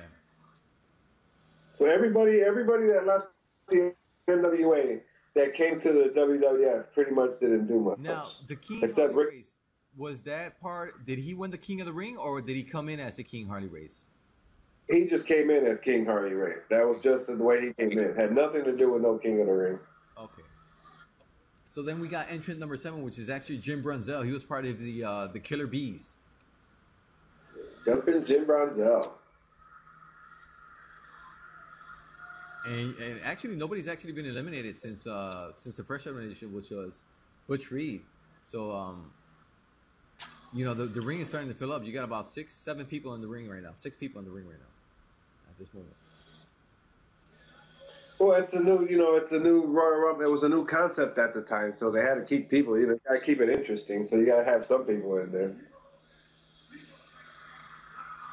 Now, I'm as I watch this match, I'm trying to see what kind of feuds do they lay out, because kind of the Royal Rumble booking, they usually have like feuds, like one guy's fighting another, the other guy would be part of the elimination or something like that. I'm trying to see if anything like that built. But since this was the very first Royal Rumble, I don't know if they had anything like that. Yeah, I think they just threw in a bunch of people in there just to fill up, be able to have enough. Okay. And the next guy that comes in, number 8, was actually Sam Houston. I have no idea who Sam Houston was. Do you have any recollection of who he was, who he fight? Yeah, I remember Sam Houston was. Remember him from the NWA early, and he didn't do much. I think he was more like the cowboy type, the Young Pistols. I think he came out as the Young Pistols one time as a tag team. But yeah, he didn't amount to much. There we go, Jake the Snake Roberts. He starts hitting Jim D'Ambo Neidhart. And Jake Roberts, he was just great. And in this match, he was actually great also. Yeah, Jake the Snake. I remember seeing Jake the Snake Roberts, God, what was it? 2004 or 3. Yeah, that was like a real down period for Jake the Snake Roberts, right? Yeah, he came, I was living in Berwyn at the time, and the AAW wrestling used to go there. And he went over there to wrestle. And man, he was fat. He was out of shape. He looked bad. And his voice was shot. His voice has been shot for a while, but there was one point where you really couldn't hear what he said. Yeah, he wrestled that night, but it didn't look like a good match. Oh, they just tossed the hell out of Tito Santana over the top rope, and he crashed on the floor. Now, I think he almost hit his head. With the guardrail. That comes down to the ring wearing some referee tights. Now that's Danny Davis, but what's up with the shorts? Dangerous Danny Davis. Yeah, what's up with those tights and that kind of V-neck long type? He actually looks like a vaudevillain. Have you? Oh, you don't watch NXT that much, but the vaudevillains, they're kind of like this old school 1930s gimmick. That's what Danny Davis reminds me of. Well, he wore those tights because he looks like prison tights from the old school prison tights. But he wore that because he was the ex-referee. You remember Danny Davis. He was a referee before. Mm-hmm. He was a bad referee. He would cheat. So then he got suspended, and then he became a wrestler. As you're talking about that, I'm watching Harley Race in the background getting his ass punched from Jake the Snake Roberts. It's so ridiculous because he's swinging back and forth in the ropes. And, oh, my God. It's just funny the way you can see his big buddy just kind of hold him up on the ropes and then swing right back. Yeah, it's funny because he was out of shape already there. Yeah, I mean he was. How long was Harley racing W? Because he was there to like at least the early '90s. I would think. I think he only wrestled one. No, I think he only wrestled 1 or 2 years in the WWF.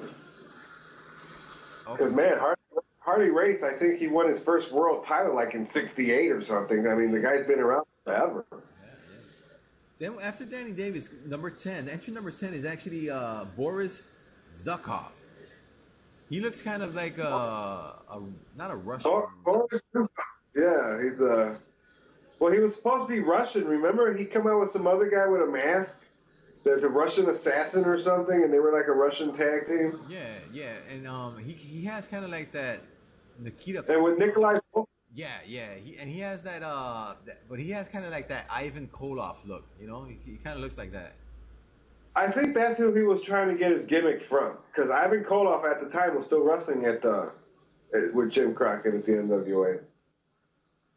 He was tag teaming with Nikita Koloff. So we got about Danny. 1, 2, 3, 4, 5, 6. We got 8, 9 guys in the ring right now. So I mean, I don't think I've ever seen a Royal Rumble match where almost half of the participants are in the ring at the same time. Yeah, well, we only had 2 eliminations so far. We had Tito the Natural and Tito Santana. Yep. Remember how Bobby Heenan and Jesse Ventura used to make fun of Tito Santana with stuff you can't say no more? Like they used to say he used to come out with the flying burrito was his winning move. And Chico Santana. Do you remember he was Chico Santana? Chico Santana. Chico Santana for real. Wait a minute, why is there 2 guys coming now? What's going on here? For some reason, now it was weird because I think they did a botch here because for some reason when Don Morocco, which is the entry number 11, he comes down to the ring, Nikolai Volkov comes right with him. For some reason, Right. he thought he was supposed to go in at the same time. And you can see in the corner, Nikolai Volkov, he's actually fighting with 2 referees, and the referees are like, dude, you fucked up. You're supposed to stay here. You can't get in the ring yet. So he's kind of standing there all pissed off, and he just has to stand there for the next 2 minutes to wait for his turn. And his tag team partner, little Boris Bukov, just walked by without saying anything. He's like, you dumbass. Harley Race is about to get flipped out of the ring. Yep. You got Harley Race and Don Morocco in the corner over there fighting it off. You have Danny Davis. He's hooked up with the, was it Sam Houston? I think it was Sam Houston fighting him. Yep. Sam Houston. Then you got Nikolai Volkov. He finally comes in. After standing there for like an idiot for 2 minutes. Yep. Now, very impressive. Bret Hart, he went in number 1. Oh, there he goes, Harley Race. He just got his ass knocked out by Don Morocco. Now, it's very interesting. Bret Hart, he went in number 1 in this match, and he's still in there at this point. And we're way over half the midway point because Nikolai Volkov was number 12, and this would be a 20-man Royal Rumble. So Bret Hart, he lasted more than halfway through the match. Did they say how long he lasted at the end? Oh, there goes Harley Race. Yeah, Bret Hart, actually, he's in there for 25 minutes. Oh, he gets eliminated. I'm surprised that the both Hart Foundation are still in there and they're not helping each other. Yeah, I mean, it's kind of weird. I would just stand in the corner waiting for whoever to come by and just double team them.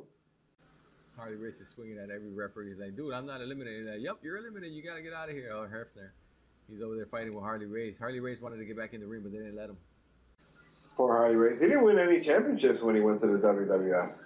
Oh, no. I don't. And seriously, I don't think he deserved to win any championship because when he went there, he was old, he was out of shape, and he was just kind of a shell of what the Harley Race of the NWA days.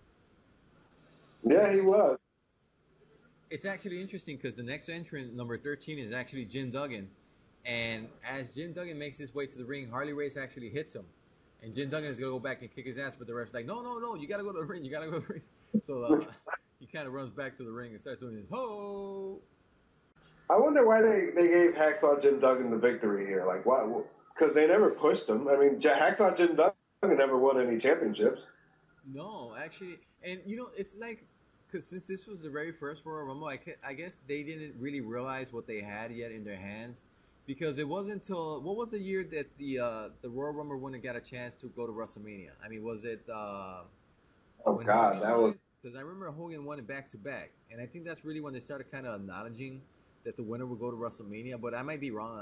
I'm not fact-checking that.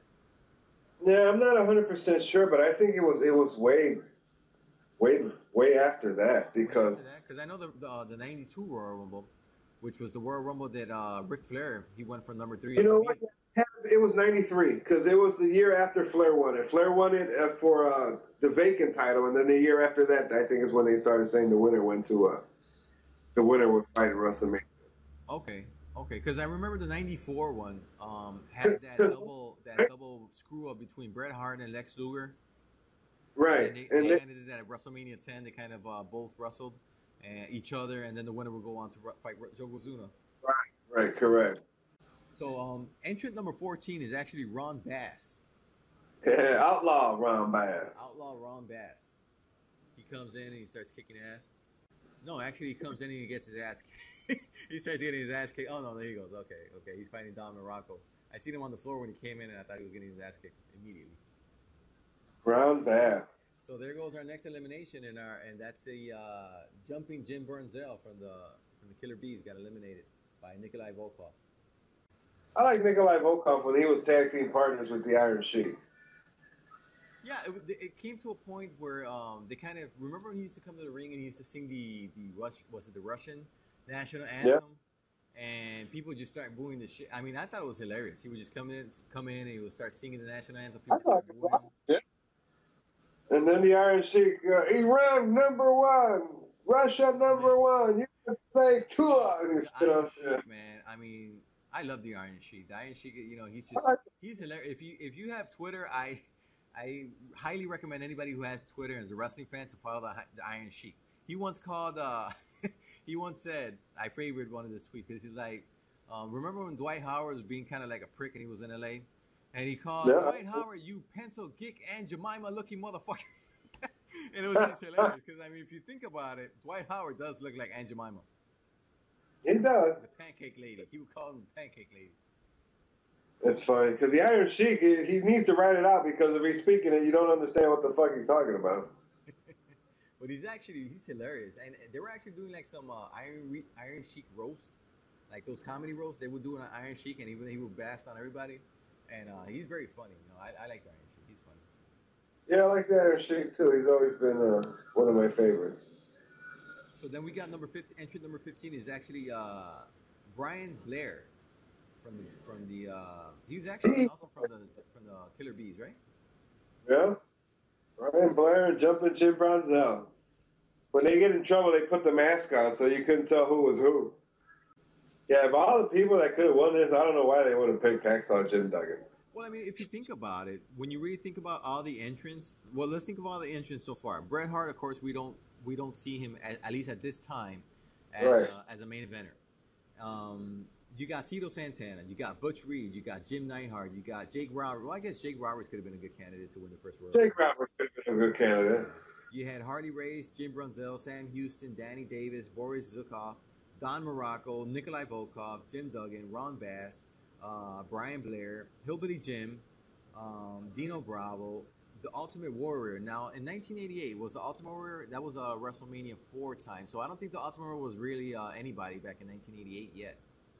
No, I think he just got to the WWF at the time because that's the same time that Sting went to the NWA to fight Ric Flair for the belt because they were tag team partners, and then Ultimate Warrior signed with the WWF and Sting signed with Jim Crockett Promotions. Mm-hmm. Then you had One Man Gang and you had the Junkyard Dog. So I mean, I guess it was really a toss-up between anybody. Now, of course, if you let me pick, I would definitely pick Jake Roberts because I think he was a better all-around performer. The crowd loved him. And so, I mean, I could have picked Jake. I could have seen Jake Roberts going as the winner of the very first Royal Rumble. Yeah, Jake Roberts would have been a good pick, and maybe even the One Man Gang, because the One Man Gang ended up having a nice little feud with the Macho Man after the Macho Man won the belt. The One Man Gang. Nah, the One Man Gang. I love the One Man Gang, but Hakeem was Hakeem, the Dream, the African Dream. Oh my God, I would love Hakeem, the African Dream. He would come down, do his little dance. Here, I'll tell you. I'll tell you about a funny match so you can go back and watch it and you see what I'm talking about. Did you see the match? It was on Saturday night's main events. It was Macho Man was the champion, and it was with Hulk Hogan. When Elizabeth got hurt, and then Hulk Hogan carries Elizabeth and walks her off towards the back. Okay, watch when when they're double teaming when they're double teaming Hulk Hogan. No, they're double teaming Macho Man. Hulk Hogan back. Uh-huh. They're double teaming Macho Man, and they go both to hit the ropes, and then Akeem falls through the ropes and falls over and hurts himself. You gotta watch that part. You're gonna die laughing when you see him fall through That's the actually the ropes. match that was the Savage turn on Hulk Hogan after that because he went to the back. Yeah, That's that's what sparked the feud for yeah, WrestleMania 5. that was the very famous episodes of saying your eyes have lust for Elizabeth. I remember that promo. That was a badass. I mean, Macho Man was just when he had it, he just made that click. You know, it was awesome. I like Macho Man. It was good. But you gotta watch that match when they're double teaming the Macho Man, when Akeem goes through the ropes and just falls back, and everybody acts like nothing happened. It was, it's funny. You gotta go back and watch that. So entrant number 16 was actually Hillbilly Jim, and entrant number 17, because a couple of entrants had gone by, is Dino Bravo. Now I wonder how he's feeling because his arms must be feeling shot after lifting all those weights earlier. And then entrant number 18, he comes running down, is the Dingo Warrior, well, the Ultimate Warrior in WWF, previously known as the Dingo Warrior.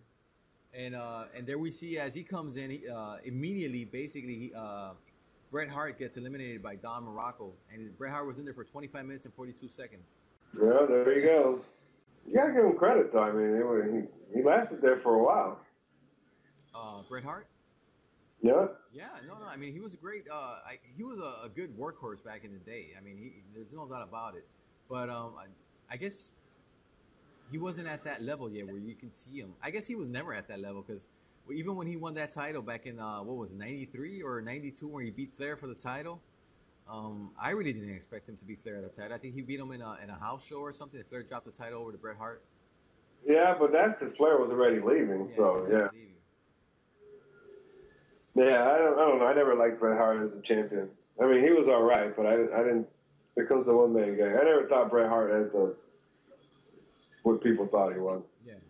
So then we got number 19, which is the one man gang, and he immediately comes in and he eliminates Brian Blair.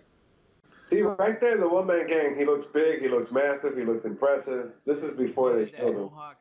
Had that mohawk going down, and he came in and immediately eliminated Brian Blair. Then he came in and he immediately eliminated Jake the Snake Roberts. And I mean, behind Bret Hart, which was in there for 25 minutes and 42 seconds, Jake Roberts was in there for 21 minutes and 52 seconds. So he was the guy that was in there for the second longest time, and he immediately came in and eliminated both of them. I mean, not both of them, eliminated Jake Roberts.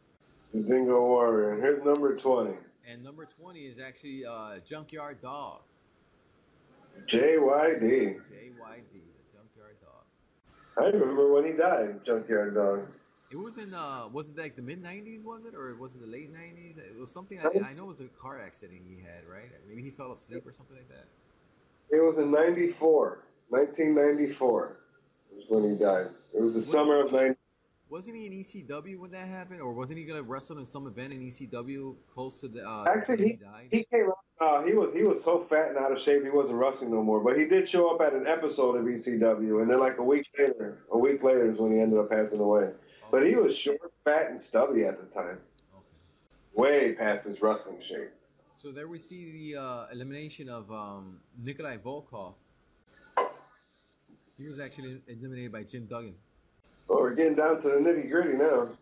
Yep, and then you see Hakeem, the African one-man gang in this match. He's getting double teamed by Don Morocco and the Ultimate Warrior.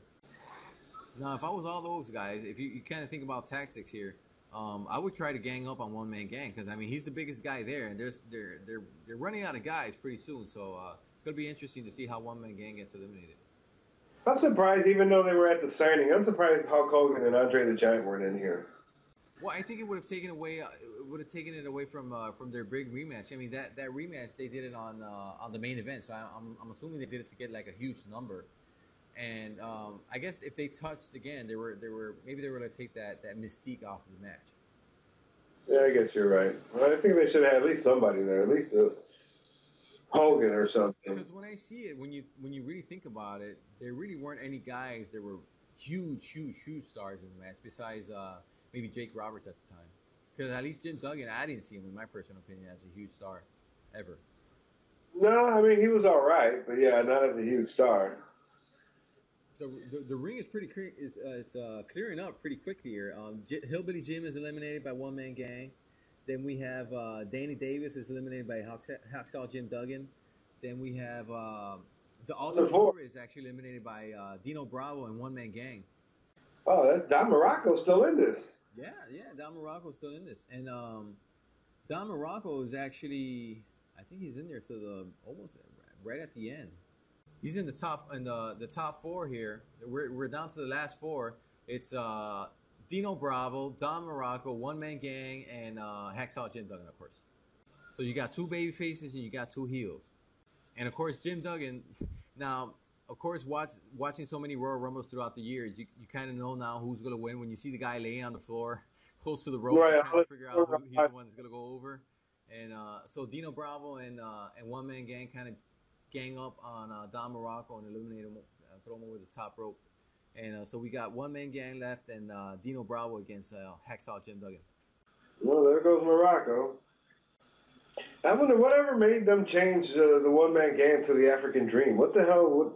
All of a sudden he was from Chicago. All of a sudden he became some mysterious African guy that nobody fucking knew about.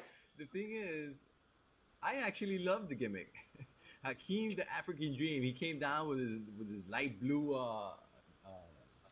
wrestling gear on, and it had that African map in the back, and he had kind of like that hat. Gestures and shit. Speak all kind of like that gayish movement he would do, and he was with Slick Rick. And I mean, I love the gimmick. And he was then he actually partnered up with the Big Boss Man, but they had a name. I'm trying to think. Yeah, the Twin Towers. Were they the Twin Towers? Yeah, the Twin Towers. There were a lot of. Well, it wasn't very original because I remember the Twin Towers were actually Barry Windham and Lex Luger actually at that same time. Well, that was in 1988 actually. They were the I guess it was actually later they were called the Twin Towers. Yeah, well, actually, yeah, because they also Sid Vicious and Dan Spivey called themselves the Twin Towers. Twin Towers, that's right. Yep. So actually, One Man Gang is the one that eliminates Dino Bravo. He's gonna go run towards Hacksaw Jim Duggan. Hacksaw Jim Duggan kind of sidesteps him, and One Man Gang hits Dino Bravo. Dino Bravo goes over the top rope. So now we're down to One Man Gang and Hacksaw Jim Duggan. See, if you would have seen right here, I would have thought the One Man Gang would have won it right here. Yeah, I mean, and the odds, when you think about it, Hacksaw Jim Duggan, he came in number 13. He was in there for well over 10 minutes, and One Man Gang came in at number 19. You know, he was there for like maybe 5-6 minutes, and but of course it's the classic elimination where the big guy just goes running like a dumbass to the to the baby face, and the baby face kind of just sidesteps him, and he goes over the top with his own momentum. Right. Yeah, his own momentum takes him to the outside. So Hacksaw Jim Duggan is the very first winner of the Royal Rumble match. Of course, this being the shortest Royal Rumble in history, with only 20 men. Look at the crowd actually went wild when Jim Duggan won. I mean, he was famous. You know, there's no doubt about it. He had that whole American, that whole American gimmick where he would come down with the American flag and do the ho, and that 2x4 and everything. So people were into it because everybody kind of liked that the whole Americana thing going on. Right. So we go to commercial break as Hacksaw Jim Duggan is celebrating in the ring, and then we come back from commercial. And we see Vince McMahon. He's talking with Jesse the Body Ventura about the situation that occurred earlier with Hulk Hogan. Oh, that was a nice crowd. Very nice crowd. Yeah, 18,000 fans filled up the Copser Coliseum in Hamilton, Ontario, Canada. Of course, they show a recap at what happened during the contract signing, where Andre the Giant just grabs and shoves Hulk Hogan's head into the table, and Hulk Hogan just kind of fell back, and the table just fell on top of him. The very first contract signing, and of course, it had to end the controversy. When Hulk Hogan got hit with the table, he actually pulled the table over himself. Yeah, he did. He actually grabbed it and pulled it over himself. You can so see it. He comes out with them gay tights again. So then we come back, and Hulk Hogan's actually in the interview area. You know, one thing I used to like about these old WWF shows is they had that interview era, and it was actually inside their arena, where kind of the background you can see the ring, and then you can see the whole crowd, and the interview is live in the arena. I used to like actually that format instead of kind of like today where you see it's in the backstage area. In the back, Yeah, I agree. Because that way everybody got to see him. Now I wonder if Hulk Hogan had a dark match after the event, because he kind of came out in his Hulkamania gear, and he has that title. Now that old school WWF championship that was Hogan's. I used to love that belt. Yeah, I wasn't such a big fan of that style of the belt. I love that belt. I mean, uh, if we were go to if I were to rank the WWF titles that I liked, I think the first one that I would love would, you remember when Stone Cold became champ back in 1998, and they kind of changed the Wing the Eagle belt to kind of a bigger, round looking belt that was kind of famous from, like, I don't know, 98 till maybe 2002 or so. The blue one. Was it blue? Did it have a? Was it dark blue? The leather? They had the dark blue one. Yeah, that's actually my favorite belt. And then my second favorite belt would be the Winged Eagle belt, the one that Bret Hart and Shawn Michaels would become more famous for having. Yeah, I think that's my favorite still, with the Wing Eagle one. And But then, my favorite one of all time is the one Ric Flair had, and the original world title Ric Flair had, the big gold belt. okay, the big gold belt. Yeah, because I've never been a fan of the NWA. They kind of had like that skinny rectangular Yeah, type belt. I wasn't really a big fan of that belt. And of course, if you remember when Hulk Hogan won the title from Sheik had that ugly ass big green green, looking right? gold. I don't know. It was just horrible looking belt. And so when I, Hulk Hogan won the belt and they changed it to that version of the belt, I actually liked that. That's actually my third favorite belt from WWF history. I like the replica they did for Andre the Giant when he was supposed to win in WrestleMania 3. They made one just like that, but like really really big. That was supposed to fit Andre the Giant, but they never actually had to use it. Oh wow! But did they ever present that belt? I don't have any Yeah, recollection of that belt. Really? they showed they Wow. showed it on an episode for WrestleMania 3. It was really big, really impressive looking, but they never did anything with it. So Hulk Hogan comes on, and he cuts a promo on Andre the Giant and went down, and he's basically hyping up their match on February 5th, coming up in a couple of weeks. So then after that, we come back from commercial and we move to the main event for the Royal Rumble. Now I had no recollection that this was the main event. I remember watching this Royal Rumble event, but for some reason I thought that the main event was actually the Royal Rumble. And when I watched this earlier, that actually I seen this main event, I was like, what the? The Islanders. Yeah, it was the Islanders fighting for the WWF.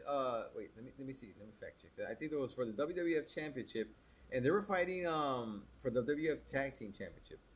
Um, what are these guys' names? Oh my god, I forgot their names. Coming out in a minute, we'll see. Oh my god, it's not Mr. Wonderful, because that was back in WCW. It was Paul Roma and some other guy. The Young Stallions, Paul Roma and Jim Powers. That's who they fought. And who was the champions here? Actually, it wasn't for the championship. This was actually a weird main event for the Royal Rumble, because they finished on a 2 out of 3 falls match between the Islanders and the Young Stallions.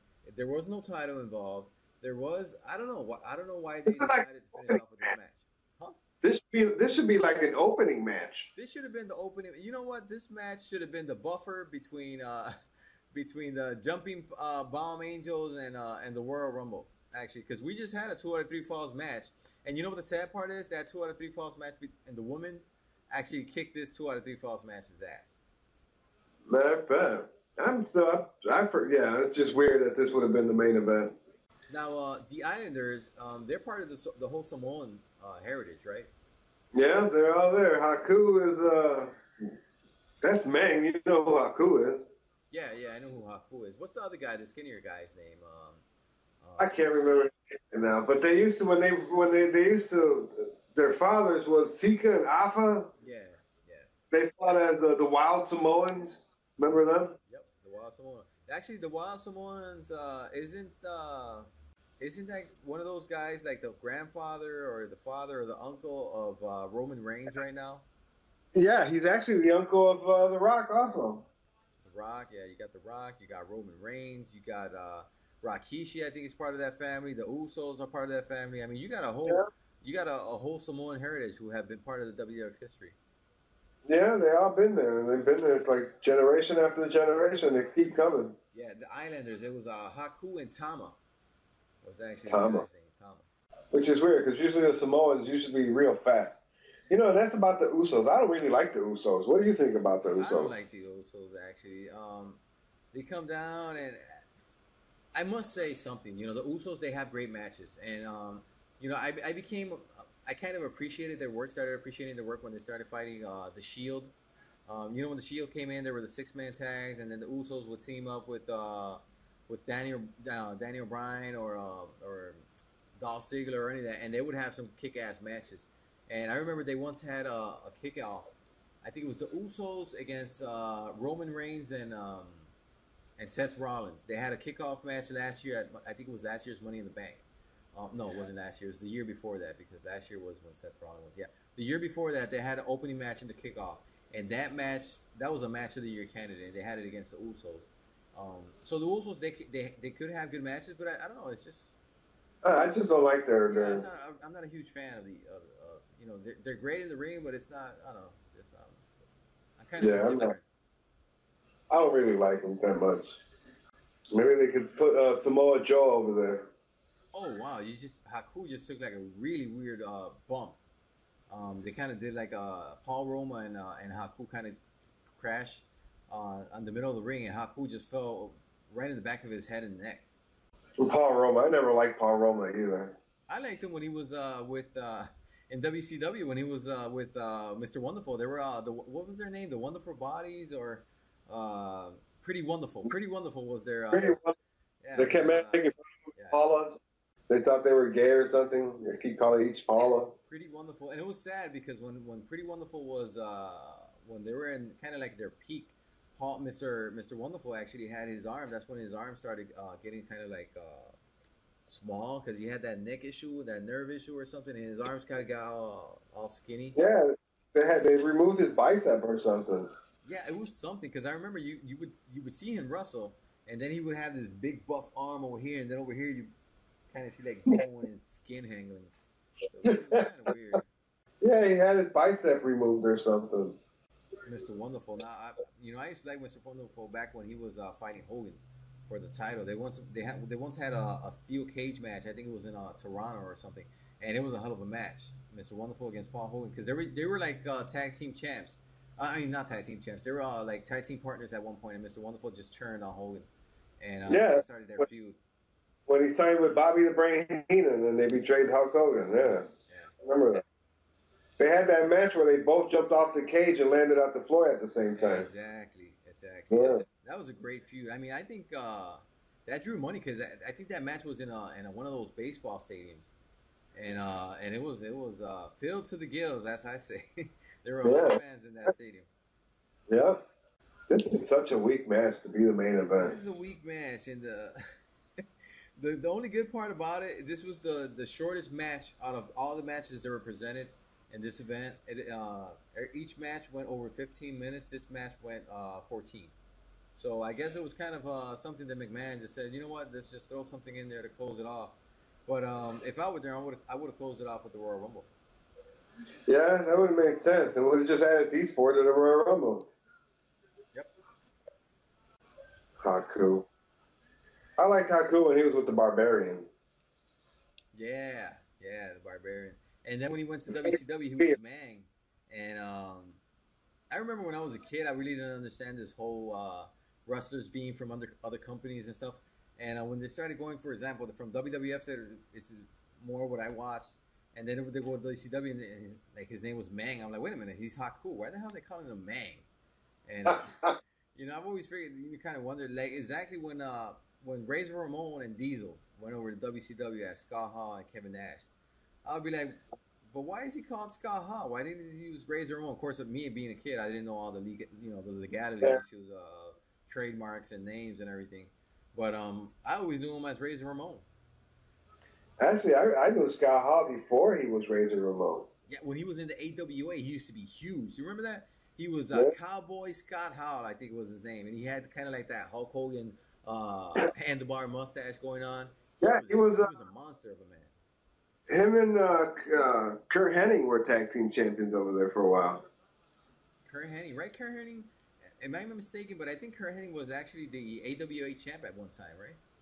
Yeah, he was. And there was a lot. Rick Martel was one time AWA champ. Oh wow, really? Rick Martel was the champ one time? Yeah, Rick Martel had a feud with Ric Flair in '85. That was the AWA championship versus the NWA championship. They did a lot of shows with those two fighting. I mean, Ric Flair, they always ended up being like double disqualifications or double countouts or something like that. Yeah, well, Rick Martel he was before he went to the WWF, he was actually a big time. Rick the Model Martel. I always knew him as Rick the Model Martel. And the angle I remember him most was when he had that angle with Jake the Snake Roberts. They kind of blinded him. Remember, he used to come down with kind of like a little can of spray bottle of perfume. Yeah. I think it was called Arrogance? I think it was called Arrogance, that perfume. He's like, I'll spray you with a little bit of arrogance in that gay ass tone that he used to do it. And he kind of blinded Jake the Snake Roberts. Yeah, and then Jake the Snake Roberts came out with the white contact lenses, making it look like. I remember watching that. I was like, oh my God, he blinded him. Because, back in the day, you're a kid. You don't really think about, it's a white contact. You think his eye is fucked up. So, I mean, that was a huge, huge angle. Yeah, and, God, what was I just about to say about that? Remember they had that blindfold match? Yeah, it was at WrestleMania either 6 or was it WrestleMania 5? I'm not sure which one it was. I think it was 6, because I don't think it was 5. But yeah, when they did the blindfold match, they tied up his eyes and then the thing is, when you, like, for example, when I seen that as a kid, that was badass. I love that match.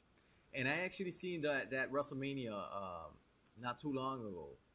And I remember when I seen the match now, being an adult, growing up, and I seen it, and I'm like, wait a minute, you can clearly see they can see, because they're like clear patches in the. You can see clear patches in the blindfold. So I was like, oh man, it kind of sometimes I don't want to go back and watch these shows because my childhood memories would kind of be tainted after that. Because I remember one way and then I watch it now and I'm like, wait a minute. Right, like wait a minute, all this thing I've been thinking about all this time ain't right. Now it's interesting. I think they even thought this match sucked. Because at one point they go to commercials, and when they come back, Ted DiBiase is doing a promo. Yeah, I think they closed it off quickly. Why do they keep interviewing the same people over and over and over? Well, the thing is, I'm not actually. I may have to hit rewind here because I'm not actually sure what happened. Did the match end already, or because it was a 2 out of 3 falls match? Well, if you look at the ring, there's nothing going on back there. Yeah, so I think what happened was the first fall came down. They went to commercials, and they came back interviewing Ted DiBiase. I guess they thought the match sucked or something, and they need to have Ted DiBiase out there speaking. And then once he finishes, then they restart the second. Oh, okay, yeah. I see them in the background. They're still there. They're still in the ring. They're kind of waiting for Ted DiBiase to talk. Well, who stops the match to hear somebody talk? I've never seen this before. They had that pinfall, right? They had the first fall, and they go to commercials, come back, Ted DiBiase's talking. And they're just waiting in the back. They're actually standing there looking at Ted DiBiase do his promo and Andre the Giant. Yeah, that's weird. Yeah, and Andre died. He was, 46, I think it was? Pretty young. But, I mean, it came to a point where Andre he couldn't walk. He could barely walk. I remember he came one time where they did kind of like a Andre the Giant celebration or something. And he came to the ring and he could barely walk at that time. He had crutches when he came to the ring. God, I still don't understand. There's nothing in my mind can make me think, why would you make this the main event? The main event, actually, yeah. And I mean, if you see, the crowd is pretty dead for this match. There are no real reactions. They're not as hot at the beginning. I mean, the women's match got the crowd hotter than this match, and this was the main event of the.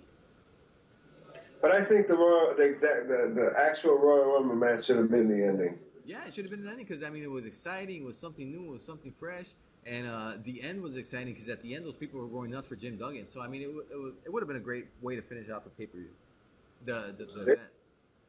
Yeah, or at least they should have had a championship match if they were going to do something else. Mm-hmm. Who were the tag team champions at this time? Was it because I know the Hart Foundation was in the ring. We had Strike Force in the ring. No, it was Strike Force. It was Strike Force. Because Strike Force ends up losing the belts in WrestleMania to Demolition, and I think Strikeforce had the belts for at least 6 or 8 months. I mean, they had it for a while. Okay. Now in the Royal Rumble, I did see Tito Santana, but the other guy, what was the other guy's? Rick Martel. Oh, that's right. Yeah, of course. Yeah, Rick Martel. Yeah. Martel. But We he just wasn't saw. in this event, right? He wasn't in the Royal Rumble match because I didn't see him. No, I didn't see him either. So no. They should have had Strikeforce here fighting one of these teams Yeah, from the they top. should have had strike for it because if you think about it, Tito Santana, he was in there for like maybe 5 or 6 minutes in the Royal Rumble. And that was it. So I mean, they could have easily swapped Tito Santana for one of these guys, and had Strikeforce fight defend their titles in the main event in a 2 out of 3 falls match, nonetheless. At least it would have made it a little bit more interesting. So we're actually watching the second fall of the match here, and I don't know who won the first fall. Did you see who pinned the first fall?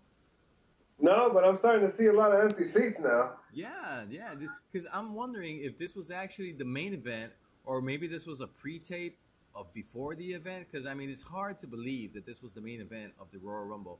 And when you think about it, you can see, I don't know what, maybe a quarter of the arena empty by now. Yeah, there's a lot of empty seats. Unless everybody just got tired after the event and left. They're like, we don't want to see the Islanders fight in the main event. I'm going home. I'm avoiding traffic. No shit. Hey, Samoa Joe's going to be out here in 2 weeks. Oh yeah, Ring of Honor, right? No, wait, Yeah, Ring of actually this weekend. Yeah, no, they'll be in Chicago Ridge 2 Saturdays from now. I read on a website that Ring of Honor was that Samoa Joe was offered a contract from WWE. You know anything? Is that true or just a rumor? Yeah, I heard it, but I don't know. I think it's more of a rumor because Samoa Joe's like, what, 36, going to be 37 years old? Does he want to start off at NXT as a development guy? If you think about it, in NXT right now, in NXT you have Generico, which is Sami Zayn.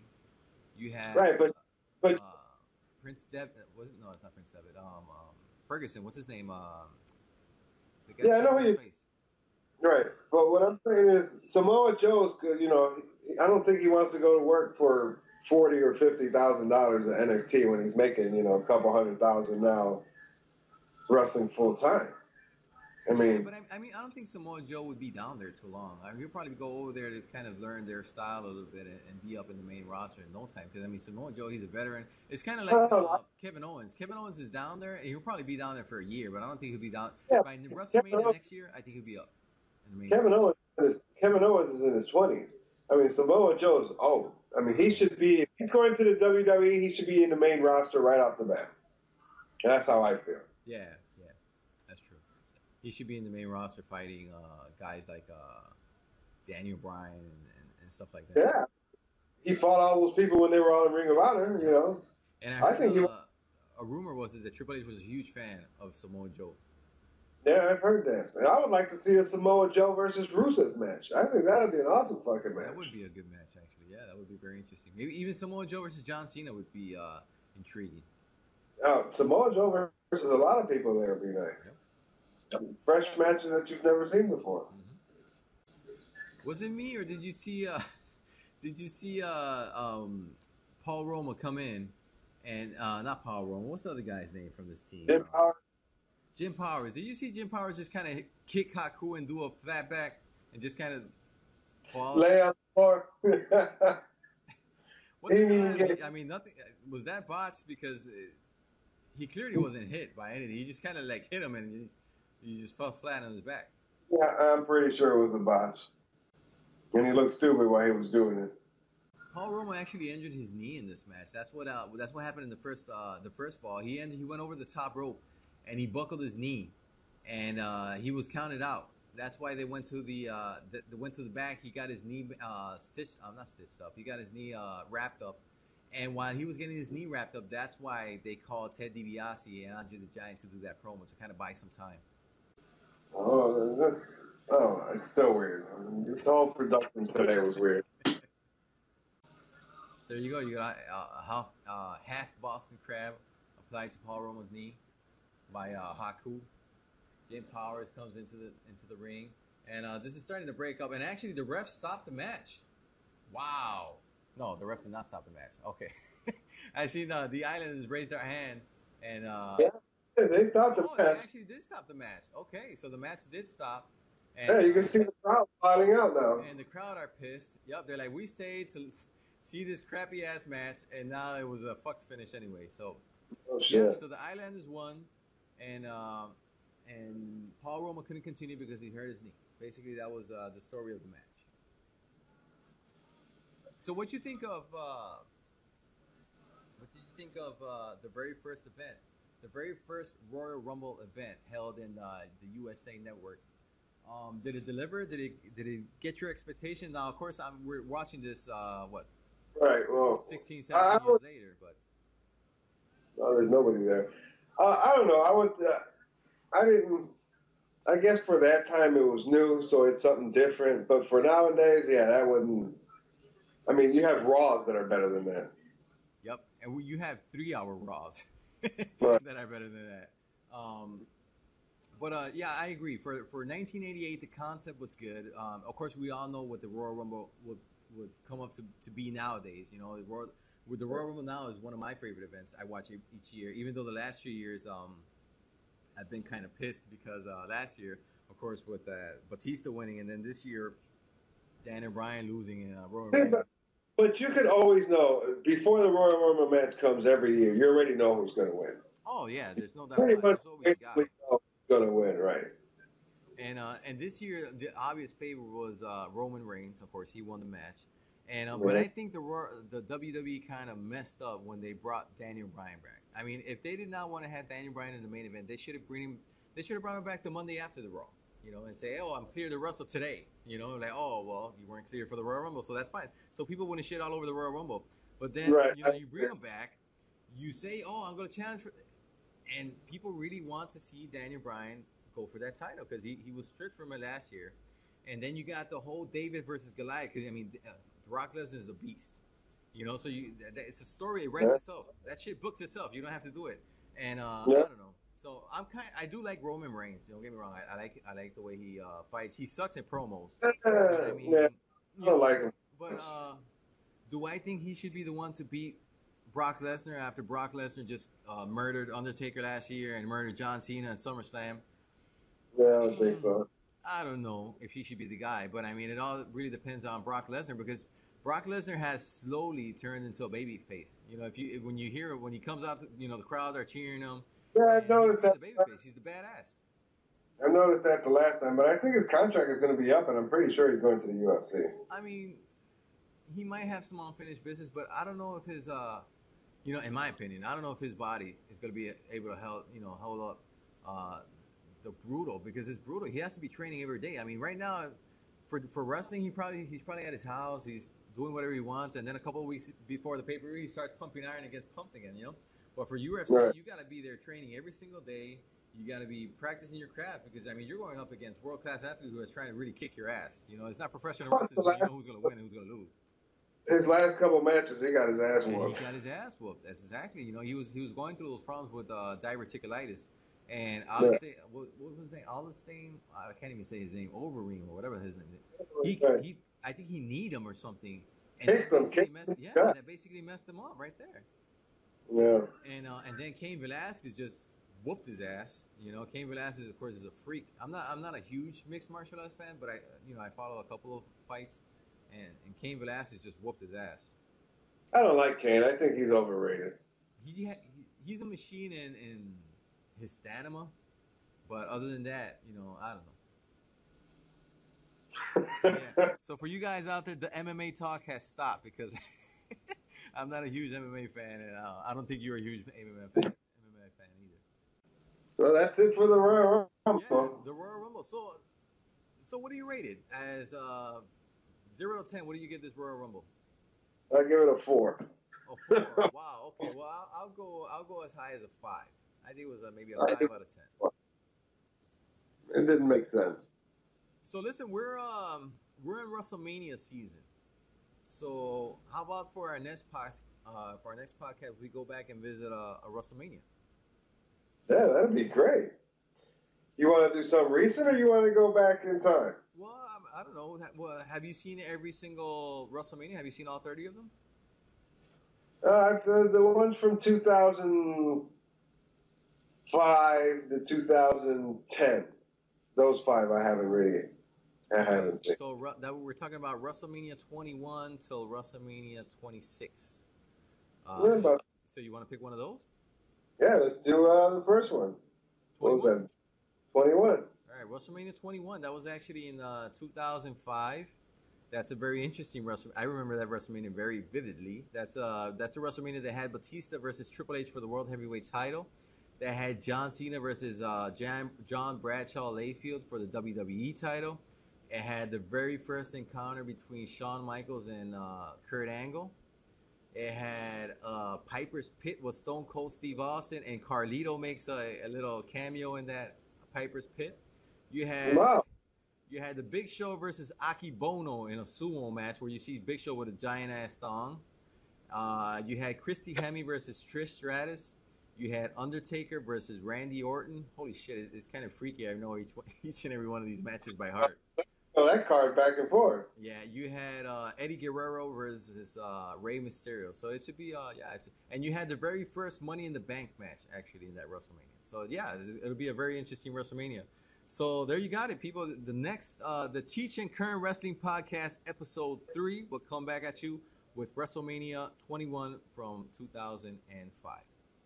Now, I want to mention before we get out of here, I want to let you guys know that we actually have an email that you can send the questions and comments to at cheechandkern@gmail.com. And if you guys want to have any old school questions for Kern, who seems to be a historian on old NWA and AWA and WCW, you guys can send your questions this way, and we'll be glad to answer them on the show.